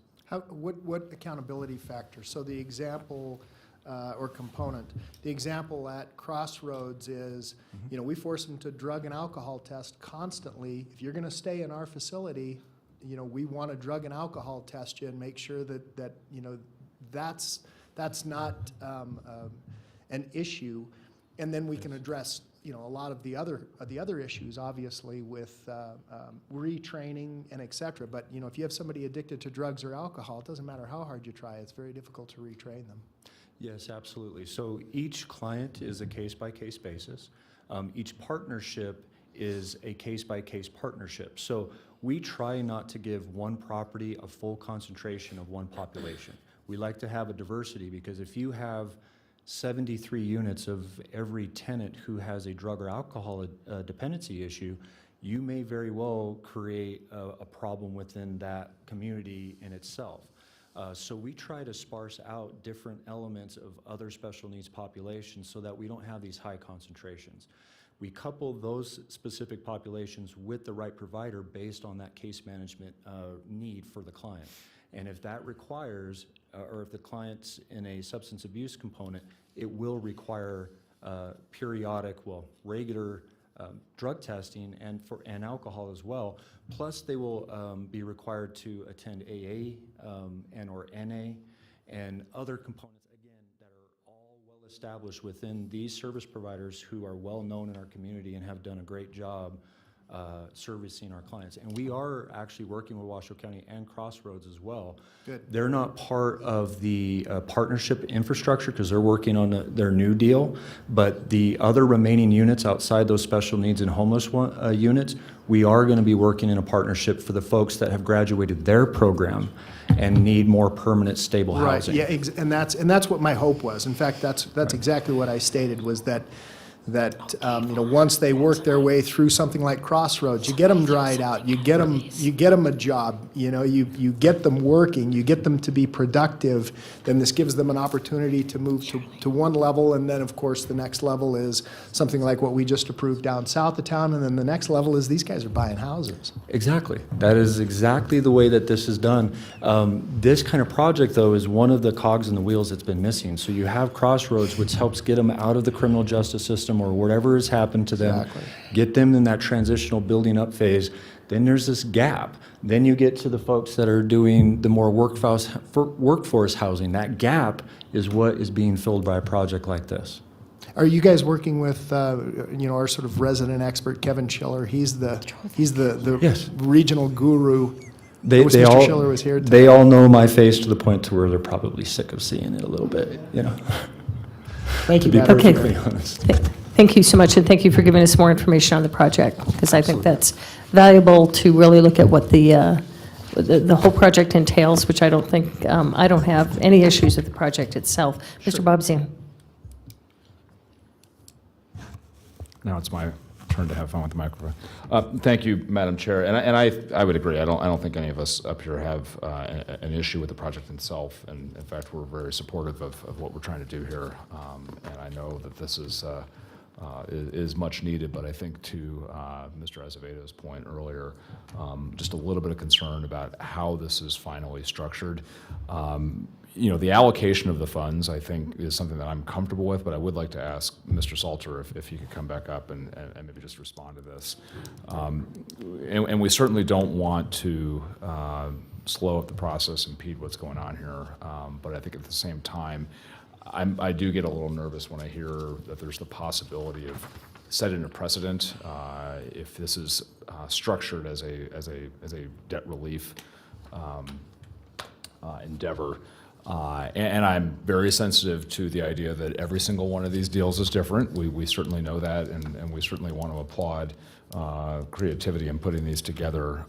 But Madam Chair, I want to get a head nod if you're going to be okay with this. If this governing board were to go forward with this as direction, as acceptance, as a grant of the funds. So therefore, you know, the transaction can proceed. It's just a slightly different authorization than what you're seeking from us. That would be fine. You know, Okay. we can't, we've been talking about a loan forgiveness. We could not legally structure this as a total loan forgiveness because we have an existing arrangement right now that says there are 22 home restricted units. And if we were just to forgive the loan, give the deeds of trust away, and walk away, we don't have the legal basis to continue to require that those 22 existing units remain home encumbered. So we have to convert, if we're going to do this deal, we have to convert it into some kind of a grant or an investment under the home regulations so that we can enforce the rent restrictions on the 22 units. So we can call it a grant, we can call it an investment. Both of those words are used in the HUD regulations. A grant might even be a little better use of the word because it's in the early part of the regulations and investments in the later parts. So we wouldn't have any objection to what we may want to do is reword the resolution in section 2. We may want to say that it is hereby authorized to restructure the home loans into an investment grant or into a grant, however you'd like to work it.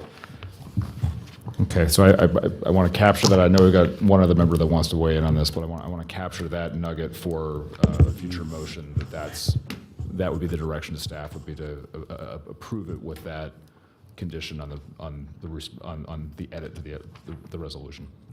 Madam Chair, if Okay, Mr. Salter. I'll go to Mr. Azevedo and then Mr. Lawson. Just to keep on that, the language change, if he's willing to change it to into a grant, that would be ideal.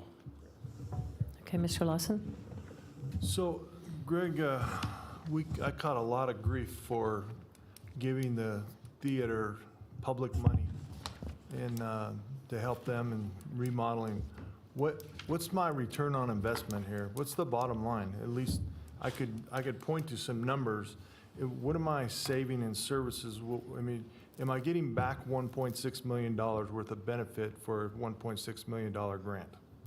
Probably more so, and I think Mr. Fleming can better answer the question than I. I'd certainly put my mind at ease if I could hear a number that. But keep in mind now that this is a federal program, it's federal money, and we're operating under federal guidelines, and there's no requirement I think we still pay federal taxes too. That we do, well, but there's no requirement under the home program that we actually do a benefit cost analysis like there is under some other federal program. I'm asking because I get asked at the grocery store. But the benefit is, of course, well, I think I'd like Mr. Fleming to give us an idea about the benefits of providing homes to homeless and special needs people. Hi, Mr. Lawson. So the best way I would describe it is right now in the current market conditions, if you were to construct a unit like this from scratch, it would be roughly $250,000 per unit in today's market. You're not giving any new money to us to get 22 of those units. So you're gaining 22 units for a project you previously invested $1.5 million in. And if we're looking at $250,000 per new unit and you're gaining 23 new units, you've far vastly benefited by double or more the amount of your original investment. And you're housing now 23 people that have been identified in that program called the $1 Million Murray, where you're taking folks that are sucking off of local taxpayers as much as an individual, as much as $1 million per year in services, emergencies, hospitals, police, and fire visits, and now you're placing them in a facility that doesn't require subsidies from the federal government. It's through our partnerships, and none of those folks will be going to your jails, in your hospitals, on your rivers, or any of that element. And so I could compound all of the benefits that is being achieved for taxpayers off of $1.5 million that's already been invested to construct what already exists. So by granting it, it's almost like you're just reinvesting money that was already there for something so much more that's new, if that makes sense. Kind of, but, okay, so this is not money that's actually borrowed. I saw Wells Fargo's name in here, so we not borrow $1.6 million from the bank. This is money that we gave for this construction through the home consortium. You gave this money in 2001 to the current ownership that constructed this to build that facility. Okay. We're looking to So we're not paying a bank back any money? No. We're basically taking this off of our books? Correct. Okay. That makes it easier. Okay. Point of clarification, there is the Section 108 loan. It's a $600,000 loan that was made way back in the beginning. That is being paid off, and that money does go to a bank because the bank advanced those funds. But that's under the CDBG program. It's not connected to the home program. Okay, thank you.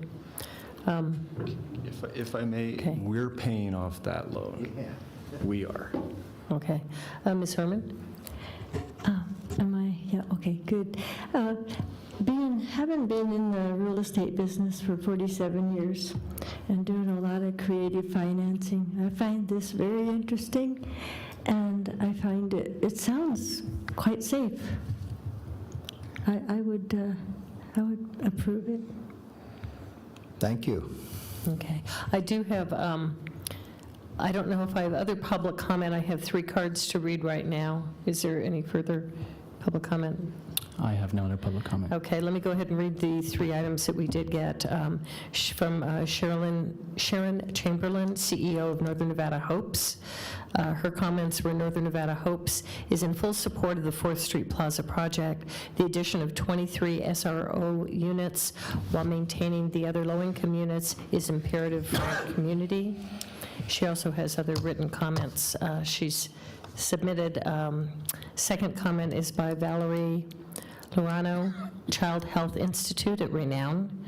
She's the director of the Center for Social Justice, and her comments were the Child Health Institute at Renown supports the Plaza at 4th Street project in its efforts to maintain affordable housing for low and extremely low-income individuals within our community. And the last public comment card was from Chris Needham, and comments where I fully support the development of the Plaza at 4th Street project. Do I have any other public comments? Okay, seeing none. Mr. McKenzie, did you have comments? Yeah, thank you. Before we go for a motion, go ahead. Thank you, Madam Chairman. And all of my disgust with the previous project is replaced with support for this project. All of it? This is the type of project, since I've been harping on this consortium, this is the type of project that I'd hoped that they would find their way to. And that's been the brunt of many of an obnoxious comment from me about the project not fulfilling a need in the community, and I knew that if I bugged you long enough, Matt, you'd come forward with one that fit it. This is the type of things that we should be trying to do to address the major homeless issue we have in this community. And if we don't use the few assets that we have to address this issue, then it's going to continue to grow. And I thank you for stepping up and taking this project on, Matt, and I would move that we approve the resolution. I think you'll also like, Mr. McKenzie, that we're paying Davis-Bacon and prevailing wage as well. Just thought I'd add that in there. And I would agree, and I am much more comfortable with, my concern was never the project, it was how the funding was restructured. And I'm fully comfortable with it being restructured as a grant. So Mr. Bobzian, would you like to repeat your motion, and then I'll look for a second?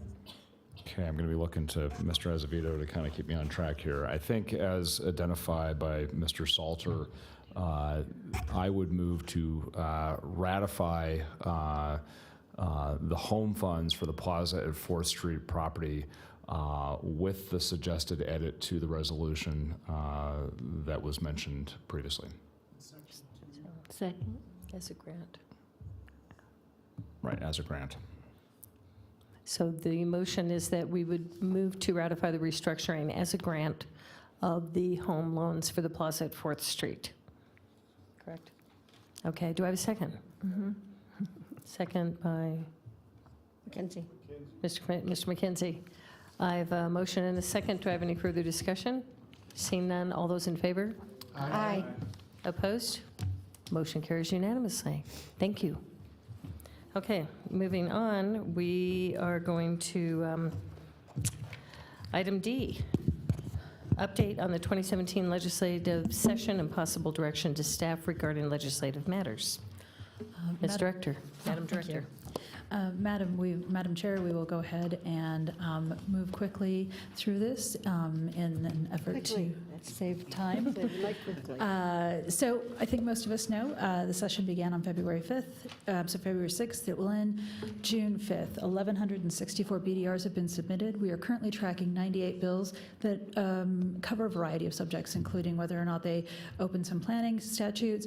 There's changes to PERS, the Ethics in Government, Water Resources, Economic Development. We'd like to take a wide approach to kind of capturing those subject matters and see how things go. So, thank you. We had identified in your staff report a few items that, a few bills that had the largest potential impact to regional planning. I have crossed out two that my understanding is will not be moving forward following the end of this week. And AB 140 has been heard, but I do not know if that's moving forward. Again, that revises the boundary between Carson City and Washoe County. SB 422, this is about revising provisions governing regional planning coalitions in southern Nevada. My understanding is that will be moving forward. We took a look at the provisions relating to urban agriculture per Councilwoman Breckus's request. We found that it's an item that definitely allows for things to happen, but it's not required. We are taking a good look at urges Congress to enact legislation transferring title of certain public lands. And the final item, I did go down to testify on behalf of the agency in terms of our housing study per Senator Ratty's request. There's a discussion to appoint an interim committee to do a study on affordable housing within the state of Nevada. As I mentioned, I presented the housing study at that particular effort. So that's where we are right now. I'd like to chat really quickly about the Crowley and Ferrado contract. Fundamentally, Crowley and Ferrado were engaged at a certain rate of $500 during the off session. At the February legislative subcommittee meeting, I think it was February 15th, the subcommittee voted unanimously to recommend amending the contract with Crowley and Ferrado for an additional amount, given the additional work that has been done, and that amount would be up to $12,500. The great news is that staff has identified funds in our current budget to be able to cover this item. Okay. Go ahead. Sorry. And finally, we've been having some conversation. I know we talked last time about crafting some language around a regional resolution. What I have in front of you for the three managers of the jurisdictions and myself, I have up in front of you are some concepts that I believe that I've understood, and I'd like feedback today, and I'd like to bring this back to your meeting in June so that I have the time to be able to work with Mr. Driscoll, Mr. Slaughter, and Mr. Thomas, and Ms. Newby will be joining us, so we'd like to get her in the conversation too. So again, just some quick concepts. We'll collectively meet and confer on a quarterly basis to address various items, including funding and issues that impact the region. Part of what I heard at our last meeting is that the lines of communication and reporting authority will be clearly identified and memorialized. Again, we've asked for time to work with this on this language, to present it at your June meeting. And please let me know if, one, you have any additional information about this. And one question staff has is on the resolution adoption. Certainly, we've been discussing adopting this into the regulations on procedure with the Regional Planning Governing Board. The question that I think is outstanding is whether the three jurisdictions adopt this as well. I'm not suggesting that we need to make that decision today. I think that's something we can bring back in June. I just wanted to find out what your thoughts were. Okay, so Ms. Robinson, you're looking for looking for thought. Okay, where do we start? Do we go back to legislative? I think I do have one board member, Hartung, asked to give like a very quick, no. I was asked.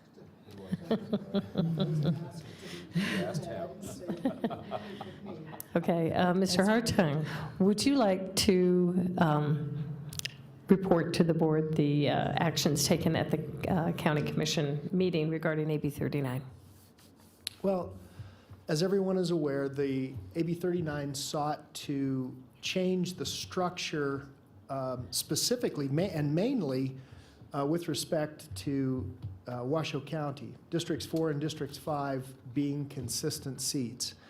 I would tell you that from my perspective, I still have no issue with that for the simple reason that in my tenure here on the board, I can count on one hand the number of issues that have actually pertained to District 4.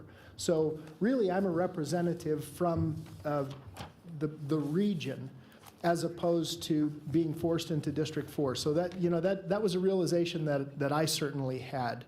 So our desire to make changes had more to do with self-rule than it did with this board. And by the way, there's no place in the plan itself that identifies Districts 4 and District 5 as being consistent members that I'm aware of. Are there, Mr. Azevedo? It's statutory only, and that's okay. You've shaken you basically gave me the answer. I couldn't find it, so if it was hidden somewhere. So having said that, we recognize as a group that we have wanted to move forward. We need to focus on regional priorities, projects, programs that are beyond the purview of the Truckee Meadows Regional Plan. Regional issues such as, homeless, what do we just do today? Those kinds of things. The shelter, consolidated dispatch, forensics lab, the health of our downtowns, both City of Sparks and City of Reno, the Truckee River Corridor, the Washoe County Lands Bill. We recognize that those things need to be concentrated on. We do want to see some changes with respect to the regional plan. The decision for us to withdraw this was certainly not made in a vacuum. It was, we've talked about it for some time, and so there was no one single person. I certainly wasn't the absolute champion by any stretch of the mile.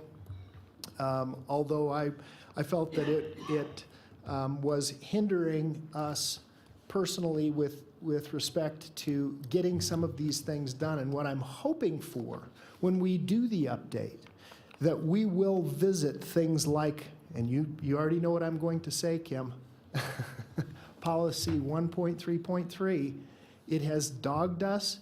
It's outdated. There's no reason for it to even reside in the plan. Heavy industrial and commercial fits in the county. There's just no reason why the county should be excluded in having those those kinds of projects. And in fact, I would tell you that historically, we've put heavy industrial and commercial in places that it really doesn't belong. Beautiful river corridors in both Reno and Sparks and other places around the nation. But I would tell you that that's one of my pet peeves. I do not speak directly for the board, for the BCC. These are my own personal desires, although I can tell you that we've had these conversations at the BCC, but we'd be happy to ratify our desires at a future time when we can sit down and actually say, these are the kinds of things that we would like to see. And we also recognize that compromise means that nobody gets everything that they want, but everybody gets something. And so really that's the direction that we came from, and those are all the comments I have, Madam Chair. Okay, thank you, Mr. Hartung. And I would echo the opportunity we have to move forward. I think, speaking just personally, moving forward with AB 39, I thank the county commissioners for withdrawing it, and our ability to sit down and work out resolutions on sticking points that any of us have is now during the regional plan update.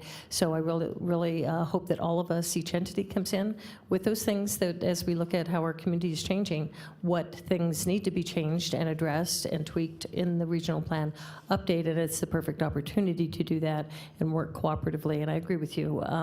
Everyone will give something, but everyone will get something, and really our ultimate goal is that we're doing what's best for the region and not for each individually, but for the community at large and for the residents that we serve. So I'm looking for, I see a couple of motions, and I also know that Kim has asked for input on the manager's piece. So we've got three things there. We also have several other items. I know we're running longer than normal, so I'm trying to move through the rest of the business items today so that we don't lose our quorum. I'm not sure how many of you have to Madam leave. Chair, I have just one other thing that Mr. I Hartung. think is very important of note, and that was the vote was unanimous. The only one who was not present was Commissioner Jung. The only reason Commissioner Jung was not present was not, I don't believe it had anything to do with desire. She stepped out of the room. Yeah. Yeah, she just stepped out of the room for personal reasons. It had nothing to do with the vote. So I believe it would have been a 5-0 vote. Okay, thank you so much. So I've got two possible motions, and then the third item I'd like to ask is for any input on the manager's piece. So if I could look for a motion, one of the two motions for what Kim reported on the legislative update and the amended contract. I'm looking for a motion. Madam Chair, Yes, Ms. move to accept the information provided in the staff report. Okay, I have a motion and a second. Any discussion? All those in favor? Aye. Opposed? Carries unanimously. Madam Chair, Yes, Ms. Berg-Riegler. also move to approve the amended contract with Crowley and Ferrato through the end of 2017 legislative session as indicated in this staff report. Yep. I have a motion, a second by Mr. Bobsian. Any discussion? All those in favor? Aye. Opposed? Nay. Okay, on the manager's piece that Kim, maybe we can have that slide up again with the possible resolution that she will be working on. Is there any input? I think my direction would be, I like what I see up here as far as direction, coming back with specific language at our next meeting. And I guess the one thing I see that is a question is whether this should be adopted just by the Regional Planning Governing Board or should be adopted by all three jurisdictions. And Madam Chair, if I may? yes, I'm also happy to send this language out to each of you, and you can respond to me via email if that's a bit faster and smoother. Yeah, and Madam Chair, if I may. yes, Madam Director, if you could do that, that would be great. Mr. Hartung. And I think it's wise that each one of the entities take action and make an agreement on their own, I see no problem with agendizing it at the county commission, and I'm hoping that the two municipalities will do the same. The only thing that I would suggest is quarterly basis or more often if necessary. If we do have things that are significant that are going on that pertain and are germane to regional, and there is a need for the managers to talk to the director as a group, then I think it's just important to note that, if necessary, more often. Okay, thank you. Okay, let's move on to 6E for possible action. Discussion and possible direction regarding 2017 Truckee Meadows Regional Plan update. Lauren? Thank you, Madam Chair and board members. For the record, Lauren Knox, Regional Planning. This item can be found on page 41 of your packet. In the essence of time, I'll be pretty quick. So for this item, I'll provide you with an update on the survey results for the flash vote campaign that we launched, as well as some potential next steps for the update. Before we discuss the results, I want to give you a quick overview of Flash Vote and how it works. So Flash Vote is an opt-in program in which users create an account and username and then receive alerts when a survey is available to take. The survey remains anonymous. Flash Vote is intended to provide short surveys. One of their taglines is actually, "Do you have 1 minute to help government?" When a survey closes, users can see the results and also earn what are called civic points, which is an incentive to participate and invite others to join the Flash Vote program. Users can be on various groups and participate in mini surveys.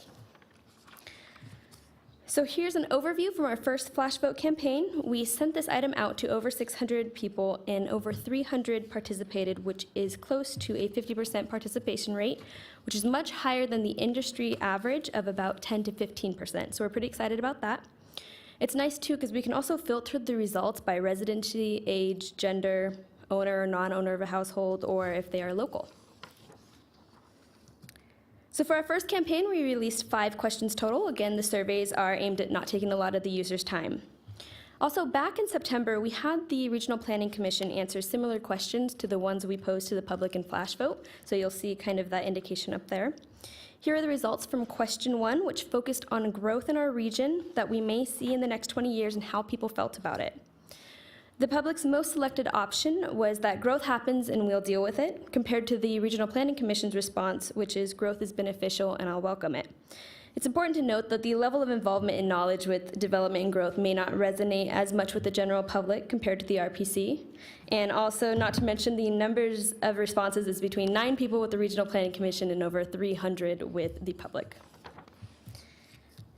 In question 2, we asked, when thinking about growth in the Truckee Meadows region, which of the following, if any, are you concerned about as a future problem?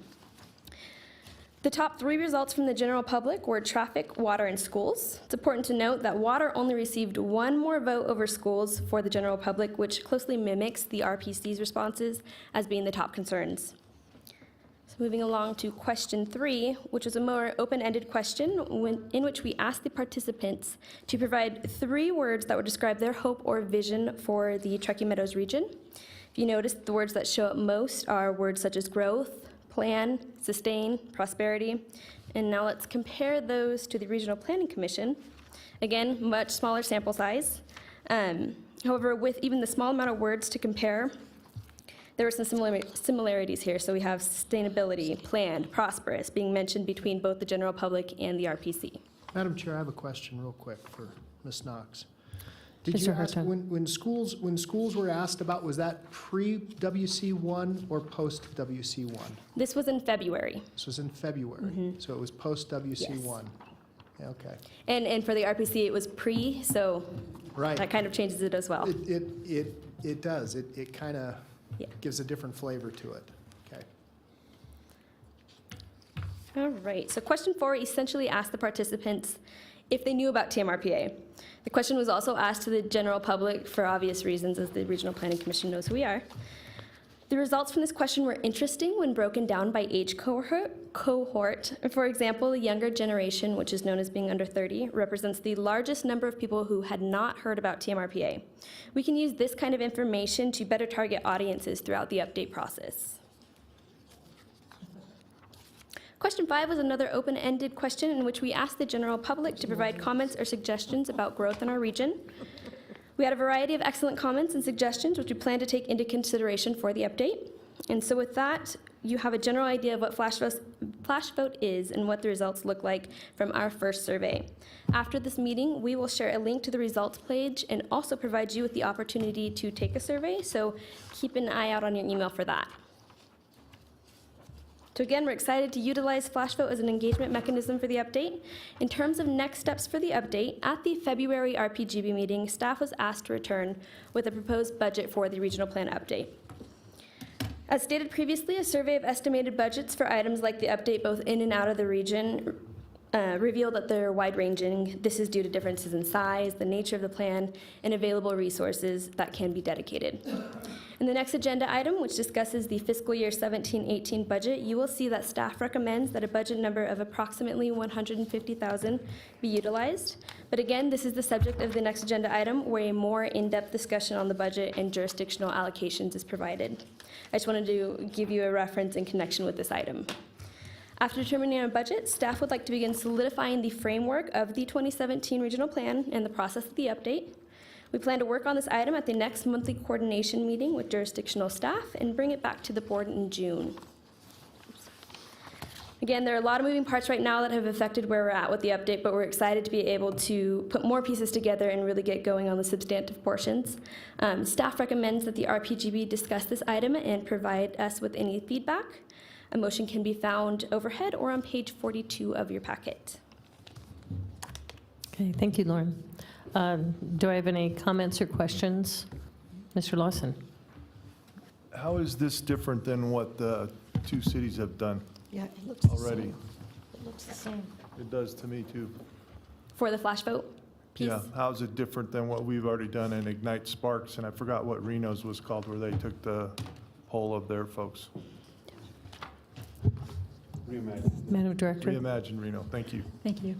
This particular survey, actually, we received assistance on this particular item through our Portland State University contract. These questions were specifically designed and targeted towards the Truckee Meadows region or the Truckee Meadows Regional Planning Agency. So while we have the information both from Reimagine Reno, and Ignite Sparks, and we have found that information useful, it was also very useful for us to be able to do this. We were lucky enough to actually be able to use Flash Vote and not be charged. So this is actually something, this was a tool that is available to us for free through about August. We'd like to take as much opportunity to be able to use it. What we'd like to do is take this, combine it with the results. So that's the difference between So the two. where does the 150,000 come from? The next item. No, no, it's part of this item too, is you want to spend 150,000, is that then going to be reallocated, that number through the three jurisdictions? That is the conversation that we will be having in the next budget item. We have a couple of options, and we got some good news in terms of our audit on Monday, where maybe we can bring that number down a little bit. But yes, the expectation is. So we'll discuss that on the next agenda item. We'll have all of that, Mr. Lawson. If we can hold off for that, Mr. Bobzien? So, Madam Chair, just a clarifying question to staff. So the sample was taken beyond just the two cities, but the greater Portland area? That's correct. Okay, so residents beyond just the incorporated residents. Excellent Okay, thank you. Okay, and my understanding on Flash Vote, Lauren, is that we'll be using that because we're looking at specifically planning as we do the regional plan update, which is what our budget will be for the actual update. We're getting input from the whole region on planning issues where the cities, our scope was much broader of what the cities were looking for.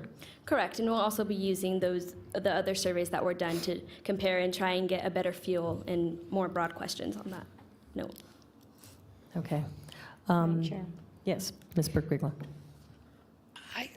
Excuse me, I find it interesting that the response from the citizens in this survey were very, very, very similar to the ones from the I've forgotten what the name of that project was, but when who was it that came in and paid for it? It did a bunch of studies. Portland State. No, I think we're talking about Smarter Region. Smarter regions, the smarter city. This question 3 results, growth, sustainability, a plan. Those are the same big, bold words that were on that exact same type of a program when we did that. And I think what it says is that we're on the right track. Because that's what people are interested in. And because if we're getting, I think it happened in Sparks, I believe I saw that same type of thing from Sparks and from the greater regions, exactly the same responses, which I think is fascinating. Okay, looking for a motion. There's a motion up on the board. Do I have? Move to accept the report. Second. I have a motion to accept the report, and I have a second. Any discussion? All those in favor? Aye. Opposed? Motion carries unanimously.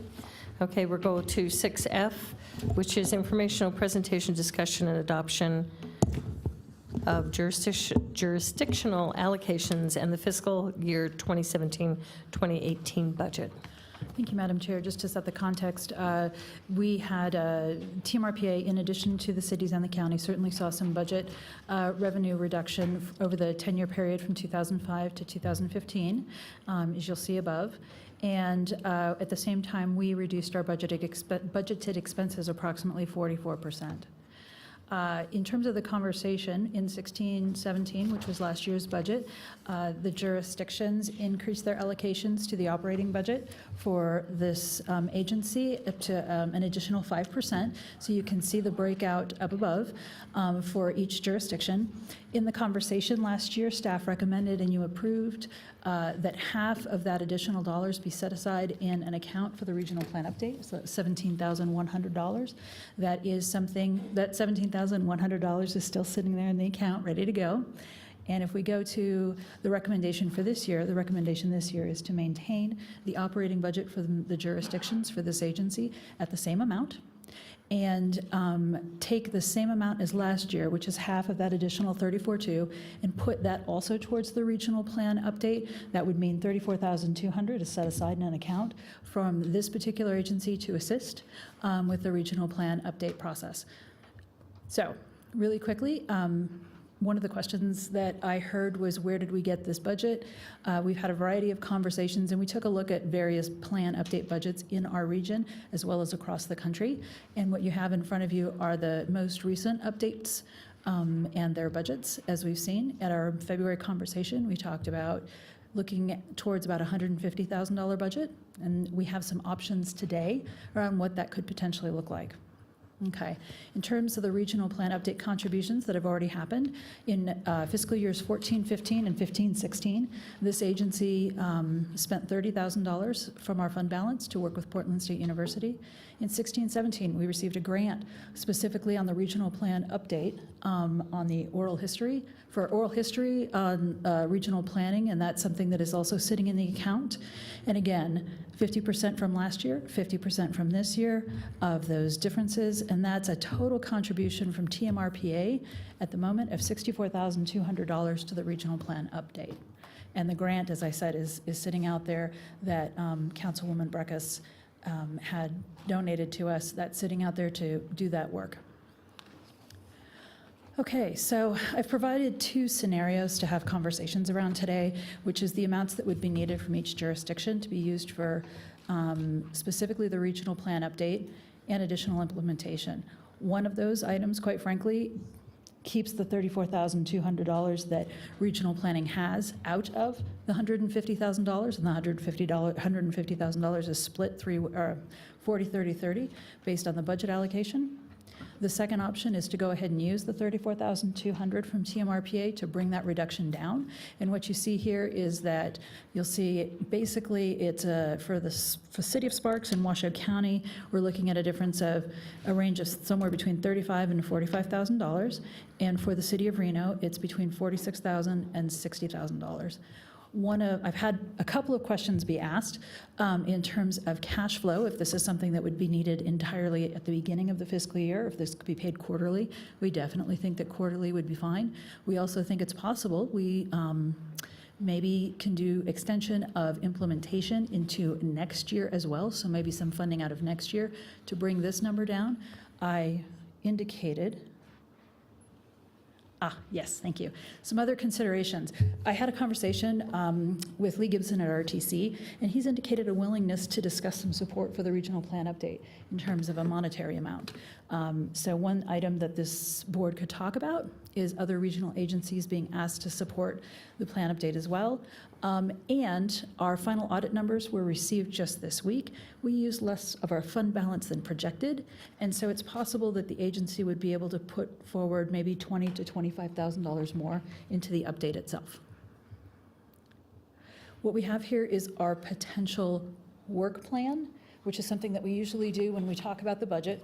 So it includes the regional plan update process. We'll go through these really quickly. We need to do the 2018 consensus forecast and allocate that.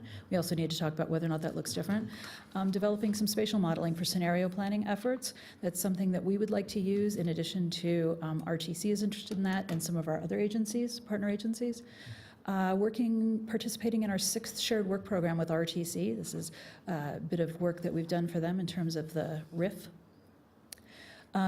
The school district has indicated they're interested in a 2nd shared work program with us, so that's an item that we would definitely be interested in looking at. Continuing to provide demographic and forecasting information. We've talked about, and this was in the end of the housing study, potentially conducting a return on investment study for the Truckee Meadows. I actually think that would be a great item to be rolled into the regional plan update conversation. And some various other work items, including providing information, continue our statutory requirements, other items as directed by the governing board. Okay, so, and then what I have here are some assumptions for the operational budget for the agency. And they include the following, that we will be doing the 2017 regional plan update, that we will have an extension of the lease of our office space, and that we will need to identify a storage solution. We have been fortunate enough to have storage at RTC and have not been charged for it, but we need to make some changes in that. We anticipate an increase in health insurance. We'll continue to support the regional data warehouse. We have an item coming up regarding a potential stormwater project and management piece around that. So a potential increase for staff and continued use of interns. So I broke out these items into 2 separate motions.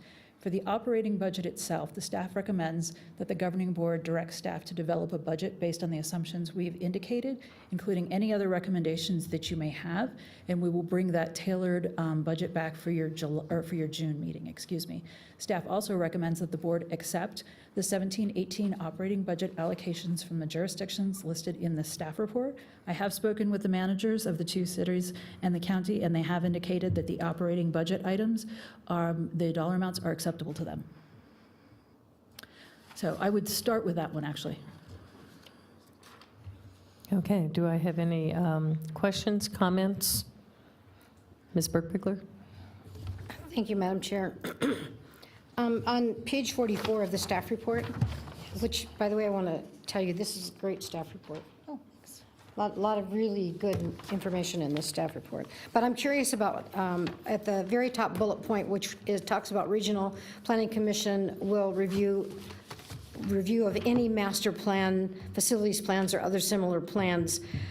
Is there a thought to review all of the master plans, for instance, in all of the different communities, to see if we're in compliance with existing state law as it may have changed since they were reviewed last time, or existing federal law as they may have changed? So this particular item really discusses the fact that when the jurisdiction suggests a change in a master plan, that item needs to come before regional planning to see if that's the case. What will happen with the regional plan update, once that is complete, the 3 jurisdictions will then actually submit their master plans for conformance. In addition, there are a variety of other agencies that will do that, including RTC, a few other affected entities, to see if that matches. So that's part of the implementation process of the 2017 update. Okay, good. Thank you very much. Okay. Do I have other questions or comments? I'm looking for a motion on the second half on Kim. Now that is basically the jurisdictional allocations. Allocations is what we're looking for, accepting the jurisdictional allocations for the fiscal 2017-18 budget. Correct, and directing staff to develop a budget based on these assumptions and anything else we should know about for the operations of the agency. Okay, so do you want two separate You can motions put here? them together if you like. Okay, I'm looking for a motion. Okay, so what we're asking about the first alternative or the first scenario or the second scenario, correct? At the moment, we're not discussing either scenario because those are specifically for the regional plan update. This is just the jurisdictional allocations for the operating budget for the agency, which would maintain at the same rate as last year. Okay. Motion to approve. Okay, so I have a motion to approve the current, the motion that's on the, You had a second. motion that's on the, that's above us on the board, and I do have a second. Do I have any discussion? All those in favor? Aye. Opposed? Okay, motion carries unanimously. Now we're looking for a second motion on the jurisdictional, the two options for the jurisdictional. Madam Chair, if I may. Yes. This is just to clarify that this board has accepted the operating budget allocations as listed from the jurisdictions. Again, this is the same as last year. So this is maintaining the status quo around the operating budget itself. Okay, so that is the second motion on the actual operating budget allocations in the staff report. Do I have a motion to accept? I'm not sure I understand. Yeah. I'm not clear. So why do we have two scenarios? Given the $150,000 budget, that's scenario one where you have 45,000 and 60,000 versus scenario two where you have 46,320, 34,740 times two, and then using up the fund balance of 34,200. If I'm voting on one or the other, I think, all of our budgets are tight right now. We're flat. We're flat. So my sense is that I would prefer to go with the second scenario and then if necessary, revisit. Okay, that is going to be the secondary decision we're going to make. The decision right now that Kim is asking for is the full budget that we give our normal allocation as members of the Regional Planning Governing Board, which is the second one. Can you clarify the difference in the two motions that were on the screen a minute Madam, ago? I believe I can clarify the difference between the two motions, which is the answer that that's the way we did it last year. And that's the way we did it last year. And so we did it again this way this year, and I believe what I'm hearing is an appetite to have those put together and not see it again next year, and I will take that recommendation. Okay, so the motion, Mr. Azevedo, that we just voted on and approved was accepting the 2017-2018 operating budget, correct? The operating budget, and including the jurisdictional allocations for that, the regular budget, not the regional plan update. That was my understanding. The operating, so we. That's correct. Don't need the second. Okay, so we're not separating it. It is one motion that we accept the operating budget and the money that each of us put towards that operating budget for the year. Okay. Again, Okay, my now, apologies. okay. Now, Madam Director? The next item we'd like to discuss is the budget for the regional plan update. Again, so we have motions on this particular item. There we go. And again, we've provided two scenarios in the understanding that, there is a variety of conversation at each of the jurisdictions in terms of the amounts for the budget. That's why we've provided two scenarios. As I've mentioned, we've already been putting aside some money ourselves. And so what I'm asking here is for a total amount for the budget for the regional plan update, and you can tell me which scenario you're interested in. And if you would like me to also have conversations with various other regional agencies, anybody else, please go ahead and let me know that you'd like me to do that, and I would do that as well. Get some money from RTC. Okay, so the first motion we're looking Seriously. for. RTC is the most flush agency. That would be in the second. So let's go with the first motion is the amount, the budget for the regional plan update. And Madam Director, would that include the scenarios of what the allocations for each entity would be? Correct. So the item, the action item for the first bullet is the choice between scenario 1 and scenario 2. And really the difference is whether or not the $34,200 that TMRPA has put aside should go towards the $150,000 total, or if we want that outside in case of implementation conversations. Madam Chair, Ms. Burke-Bigler. I would make a motion that we take the alternative, the second scenario, and add the $34,000 into it, so it lowers, since as Commissioner Hartung mentioned, all three entities are dealing with tough budgets right now, so we may have to come back and revisit it. And if we do, then we will do that. But let's start with the lower level. Second. That would be my motion. Third. Okay, do I have any other discussion on that? Okay, so I have a motion by Ms. Burke-Bigler to accept scenario 2, and for the regional plan update, total cost of $150,000, correct? Okay, I have a motion. Who's second? Vaughn. Hartung and third was down here. Hartung, and third was McKenzie. We have, okay, all those, any discussion? All those in favor? Aye. Aye. Opposed? Nay. Okay, motion carries unanimously. The second piece of this is any motion or direction for Kim and her staff to have discussions with other agencies as part of funding our regional plan update. I would say RTC. RTC. I would say for sure RTC. Do we have other? For me, just whoever she thinks is relevant to this. I mean, obviously, she knows better than we do who she should be talking to. Okay. So can we put that in a motion? So moved. Second. Motion by Lawson to direct RTC and other agencies as the director deems appropriate. Do you want that to be the language? Okay. And I have a second. Do I have a second on that motion? I believe one. I don't have a second. No, there was a second. Oh, there was a second. Okay, I'm sorry. There's plenty of seconds. All those in favor? Aye. Aye. Opposed? Motion carries unanimously. Sorry. Okay. Item H, consideration direction, Truckee Meadows Regional Planning Agency staff to engage with the Western Regional Water Commission on a potential shared work program for GIS Regional Stormwater Network. Excuse me, Madam Madam Chair. Director.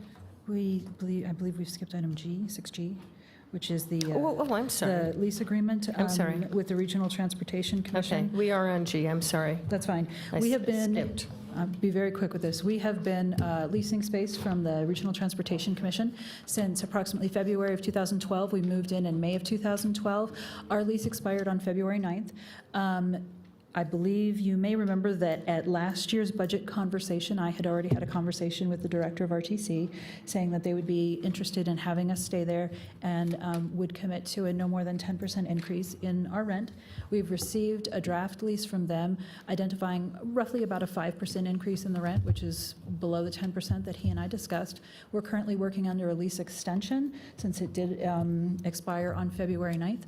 The new lease term is for 2 years. It starts May 1 and it ends March 31st. And we think that 2-year time frame is probably good because flexibility in terms of size of workforce for both agencies. So really quickly, about 4% increase. And there's a couple of modifications to the lease agreement. So we have been able to store items at RTC Sutra location for free for the past almost 5 years, which we've been very thankful for. That is something that maybe might have been, we need to kind of modify that, and they would be interested in charging us rent at the same rate that they charge themselves. Staff has started to take a look at the storage, at various storage space solutions. Either way, we need to kind of take a look at maybe paying a little bit more or paying for some storage, and we've got a couple of options around that. That's okay. Okay, I see, sorry, go ahead. All right, so that's one of the modifications to the lease agreement. The second conversation is the ability to use conference room space in RTC. More of RTC staff has moved over to the Terminal Way building. The conference room usage was memorialized previously in the lease agreement and is not in the conversation at this point in time, or not in the agreement, I should say. I have been in conversations with the executive director of the RTC to try and find a solution to that where maybe we can use them on an as-needed basis. We kind of sort that particular piece out. So my recommendation at this point in time is that, hang on, let's see. So staff and legal counsel have reviewed the lease agreement submitted. We've identified two concerns, which is the conference room facility access, the storage space at Sutra, which I think we can find a solution to. And I believe this board should do one of two things, given the fact that our extension is up April 30th.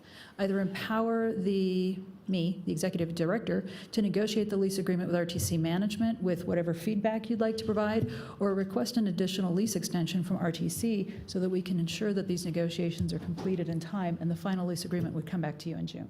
So I have a question, Madam Yep. Chair. Mr. Hartung? So if you go back a few slides, our nut is $1,900 a month. 1967, yeah. Okay, $2,000 a month. Mhm. Does RTC own that building? Yes, they do. So we own that building, and we're leasing it to ourselves as a regional entity. I don't get this. I feel like the guy in Big, Tom Hanks. I'm raising my hand. I don't get this.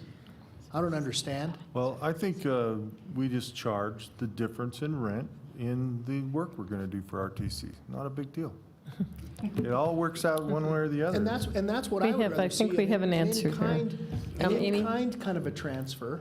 Amy, do you have an answer for us with RTC? Amy Cummings, RTC Planning.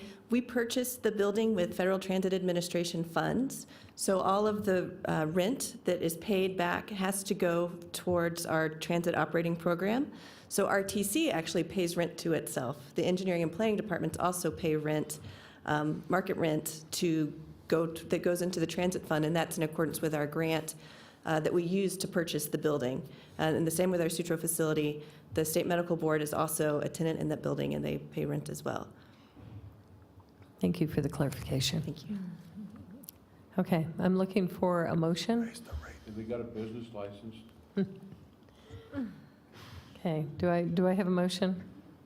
Or I can make a motion. I'm going to move to empower the executive director to negotiate the lease agreement with RTC management with the following feedback, that they look at including or addressing conference room facility access, and the storage space would be included in your lease agreement. And I would like to slightly amend that, if I may, Madam Chair, to include discussing with RTC an in-kind arrangement whereby, I mean, I know Mr. Smith has done numerous data collection projects for RTC, and so maybe there can be, I think that there can be some kind of an arrangement that's made. There's real value to having regional in their building. And Madam Chair, if I may. They're like an anchor tenant. Go ahead, Madam Director. So we actually participate in a shared work program with RTC where we receive some services.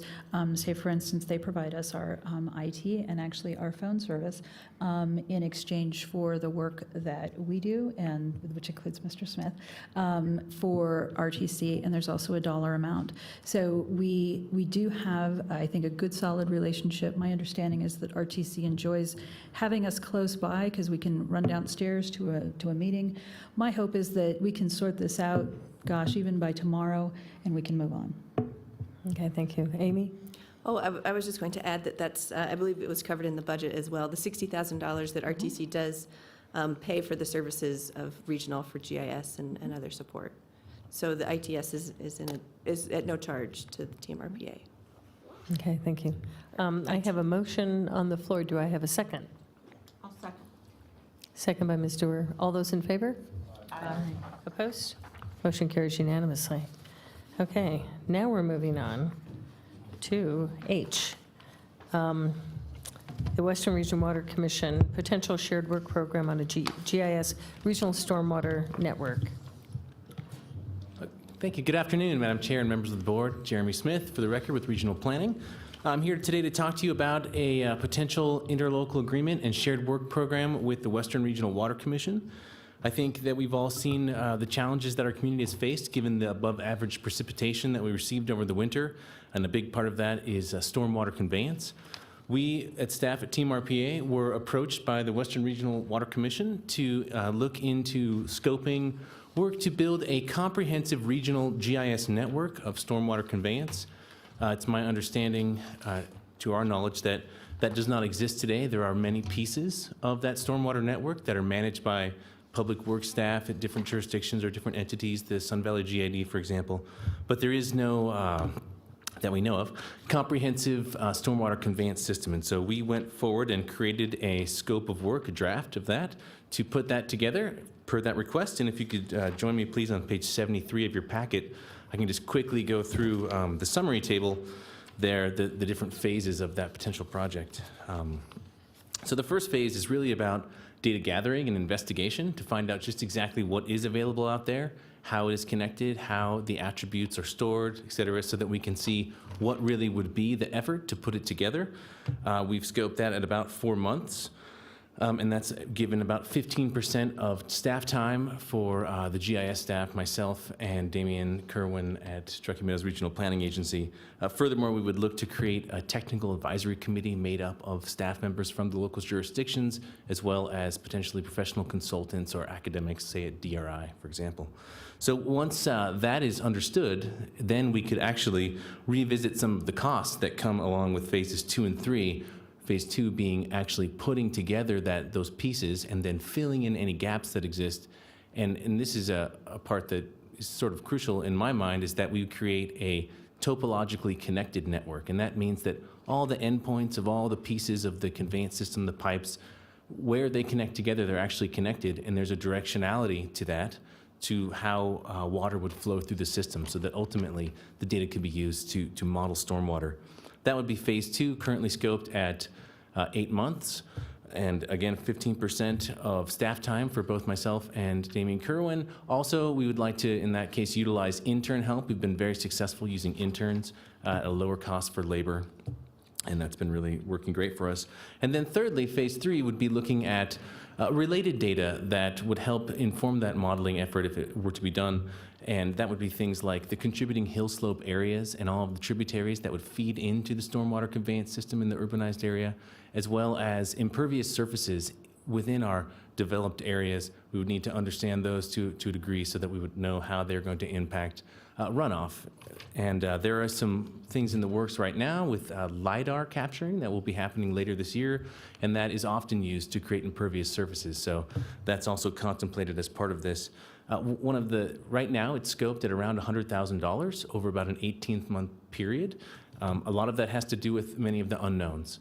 And so after looking at phase 1 and doing that data gathering, we would potentially know what we are up against, and that could change and hopefully reduce the necessary costs to complete. So at this point, I have taken this draft scope of work to the Northern Nevada Water Planning Commission, which is the technical advisory body to the Western Regional Water Commission. They, at this time, did not recommend to support the scope as drafted. However, they were very interested in the phase 1 data gathering component, and they asked that we further detail the costs associated with that phase 1 data gathering and bring it back to that body for review. Also, any direction that you guys, any feedback you have for me today, as well as that feedback from the NNWPC, we're planning to take next week to the Western Regional Water Commission to their April 19th meeting. And we also have staff from the Western Regional Water Commission here that'll be able to answer more questions. And with that, I'm happy to answer any questions. Jeremy, does this take, will this be taking time away from staff time for the regional plan update? Because I know most of us are anxious to move on with that. Will that affect, I'm just wondering how much work we can put on the staff at this point. Well, potentially. Right now, I have it scoped at 15% of our time over sort of the next 18 months as far as the GIS staff, the two of us, to look into this. But with the use of interns and depending on what we're actually facing, I don't know all the details yet because I haven't been able to really, look at all of the data. But undoubtedly, there would be, yes, some time constraints introduced with adding this in. Okay. Ms. Dewar? You want to go before? Well, there's a couple of points that I'd like to make. I asked for it. This is something that I requested. Although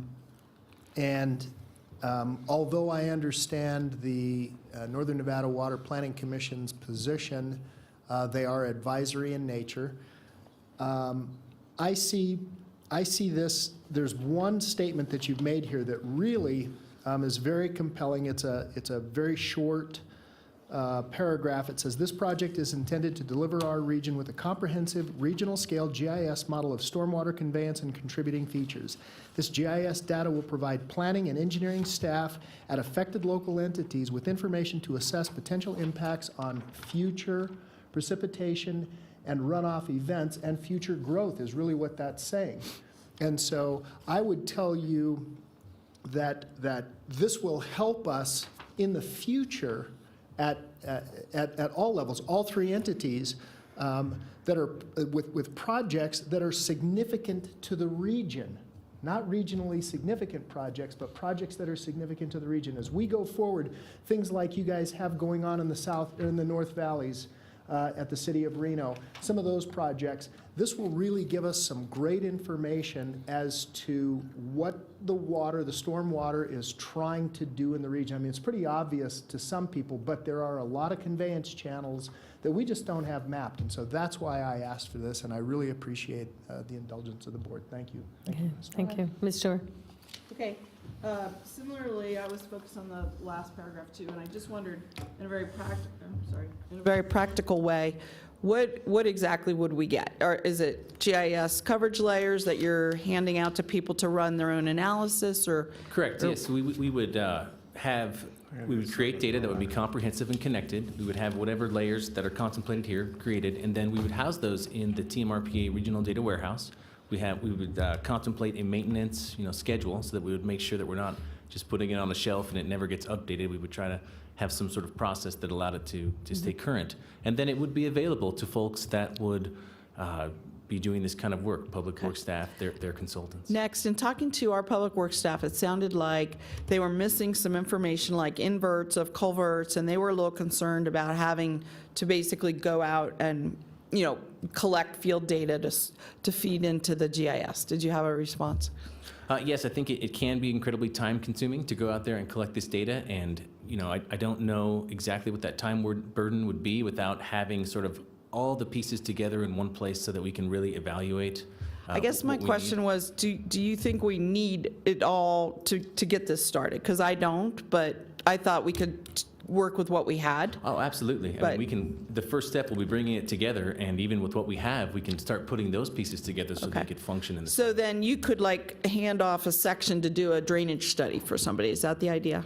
That is a possibility. Absolutely. Okay. So then what do you think the Northern Nevada Water Planning Commission wanted changed? I mean, what was their hesitancy? I think that they just wanted to be, good stewards of the money that's available to look at these things and make sure that we... They weren't sure bang for buck, is that what you're saying? Yeah, I think they want to make sure that we're getting that, and they were very supportive of the phase one. I think they want to understand what is the scope of the issue, how much data may need to be captured, or what we actually have or don't have. Okay. And then they would decide. Last question was, I noticed it would be about, it looks like, maybe I didn't get it all, 20% of Jim Smitherman's time, overall project, 20%. Well, it would be 5% over the 18 months. So 5% of his regular time was what we contemplated in this scope. Well, maybe I'm not understanding it. So 10% of his time on phase one, 5% on phase two. Oh, I apologize. 10% for the first 4 months, and then thereafter the burden would be reduced, and he would be still actively involved, but not. I got you. Not a total of 20% per year, but kind of an ongoing 5%. Is that it, Jim? Okay, thanks. And Jeremy, are they asking to do it right now, or you're waiting to see what the Northern Nevada Water Commission makes a decision? They make recommendations haven't given you an to the idea of what they WRWC, and they asked that I look more closely and create a more detailed scope for phase one and bring that back to them. So they don't have a time frame right now. They haven't given you a time date that that they need it right now, or there's no calendar. I believe they suggested the next meeting I could bring it back to them, but the time frame I think is to some degree up in the air. I had scoped it to begin this process in the next fiscal year. Okay, thank you. Okay, any other questions, Mr. Lawson? Yeah, I'm wondering why that's even a question, why we have a question, why wouldn't we do this? Exactly. Right? This is Exactly. part of, we got to remember, we have a sustainable regions, and what was our regional planning supposed to be? The gatherer, the Harness the central data. location for all the information. I mean, why do we even have this? This should be just go, let's go. When you need to spend some money, come back and see us. And Madam This is Chair, right what we're supposed to be doing as a regional planning governing board. Okay, so Mr. Lawson, do I have a motion? hold on. Well, then we'll discuss.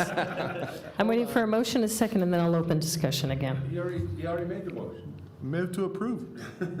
I second it. Now we can have discussion. Okay, now I can open to discussion.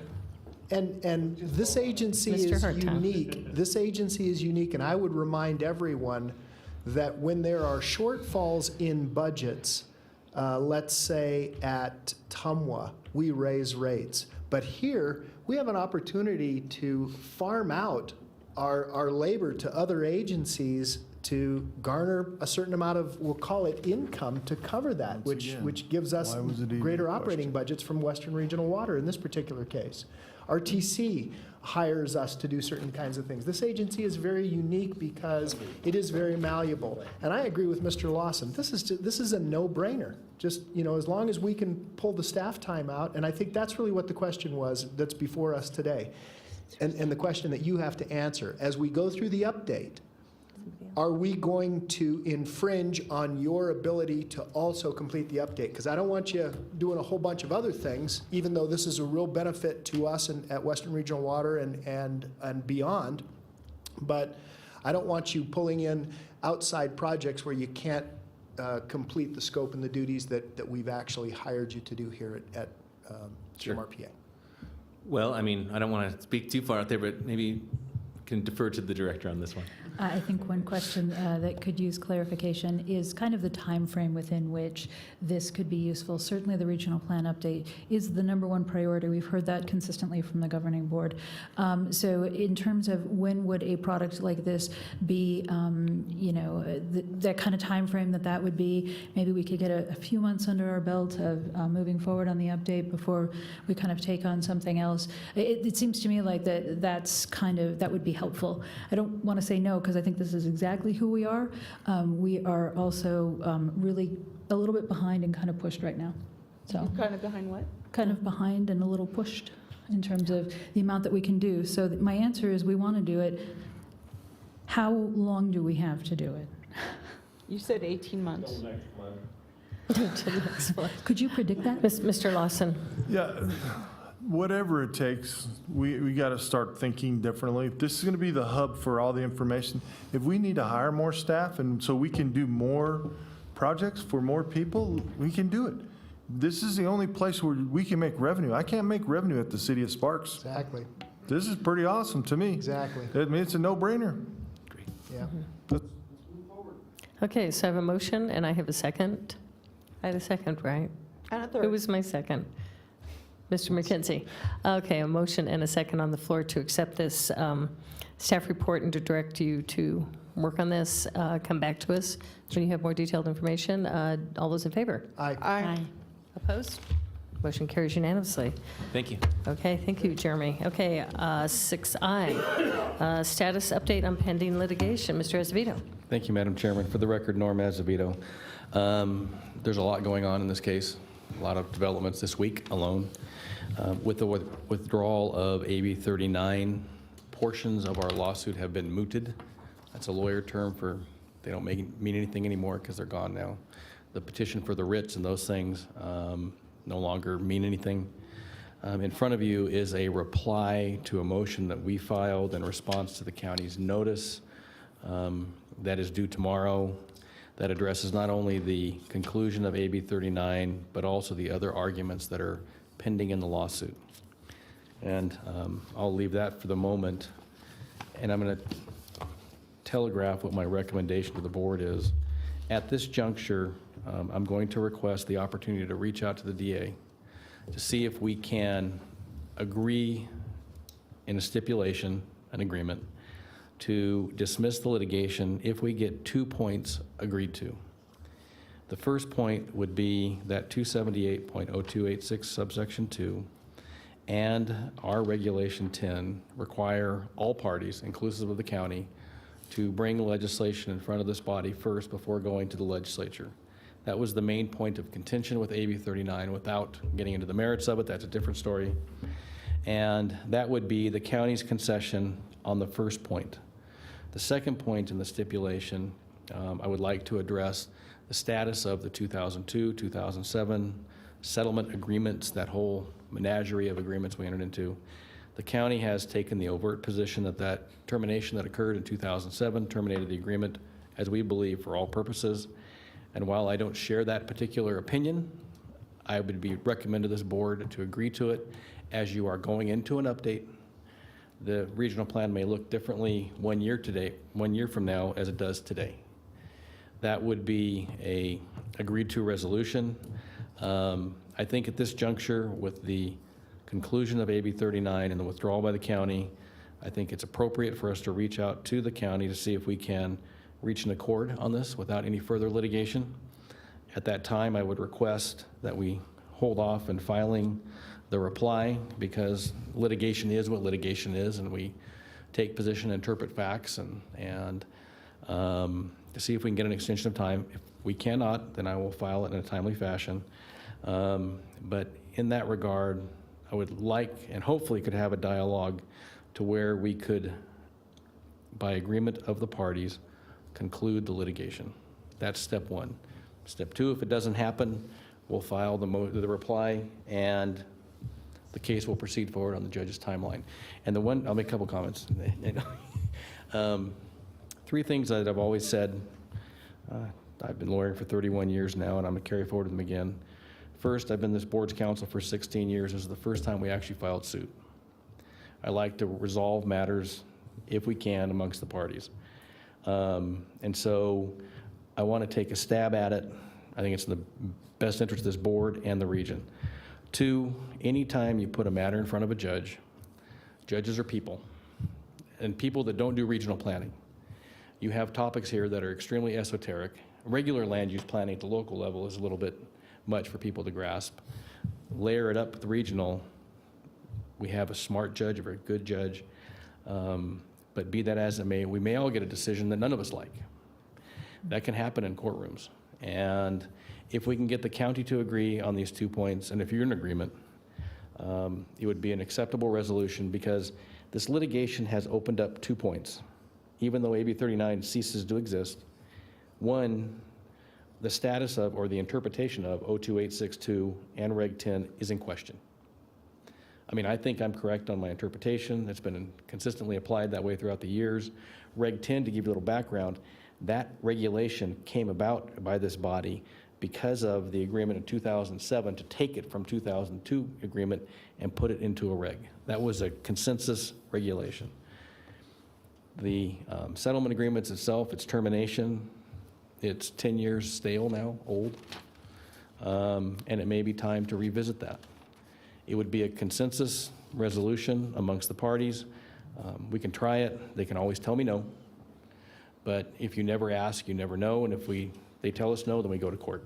And that would be my recommendation. Okay. Do I have any questions? Or Mr. McKenzie? Thank you, Madam Chairman. And I'm of the mind that often ignoring your attorney's advice is much like ignoring your doctor's advice. And my wife's been in the hospital for 5 days now because she ignored her doctor's advice. So I would recommend we take our attorney's advice, and my motion would be we follow the direction of the attorney and seek settlement on this matter. Second. And I have a second by Ms. Stewart. Do I have any other discussion? Seeing none, all those in favor? Aye. Opposed? Motion carries unanimously. Thank you, Mr. Azevedo. Okay, we're item 7, reports. A, members and directors' reports. Director Robinson, do you have anything? There's none from me, Madam Chair. Thank you. Okay, next meeting is June 8th. B, Mr. Azevedo, do you have a report? No, ma'am, I have nothing further. Okay, seeing none. Item 8, request for future agenda items. Mr. Lawson? I'd like to discuss compensation for the director Okay. at a future agenda. Any other requests for future agenda items? Seeing none, we'll close that. Item 9, public comment. Do we have any public comment? Yes, I have one public comment. Kathy Brandhorst. Okay, Ms. Brandhorst.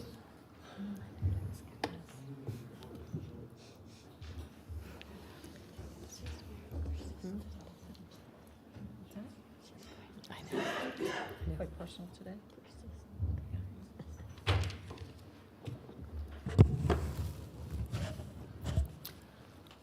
My name is Kathy Brandhorst, and I am the United States President. I've been so busy today. I also went to the Reno Police Department to make another police report. I just moved out of the Donner Motel, and it seems to be following me all the way to Sparks. And what has happened is that they have put up the poles and wires, and they are now connecting their poles and wires to my apartment. And those poles and wires are pulling down my gas. It's also pulling down my electric, and the lights have been dimming. And also, I just wanted to let you know that it's illegal to have those poles and wires on my property in the first place. They have been connecting to the seniors on my property. They do live there, and of course, some of them are veterans too. And they are scared to death that they are going to be the next person to be murdered. And they have had bullet holes in their bodies because they don't want them on the property. I just wanted to let you know I have a senior next door, and she sure could use some help. She had her grandsons and granddaughter visit her next door, and as soon as she came home, she was attacked. And she was looking so short. She's about that short now, and she's usually a really tall lady. And unfortunately, the children had bullet holes in their bodies, and they are now being held hostage with her. But I did see her yesterday, and she looks real bad. And she is a veteran, and she does need the help.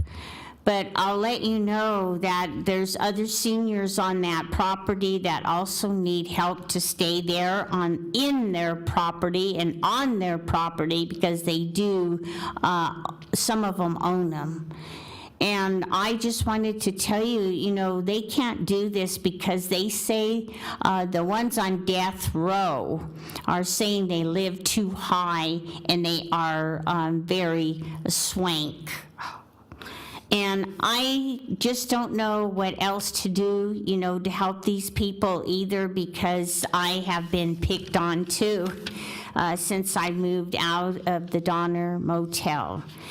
And the problem is still existing today. Thank you. Thank you so much. Okay, I'm on item number 10, written correspondence. Do we have any? Okay. Item 11, motion to adjourn. Second. All in favor? We're adjourned.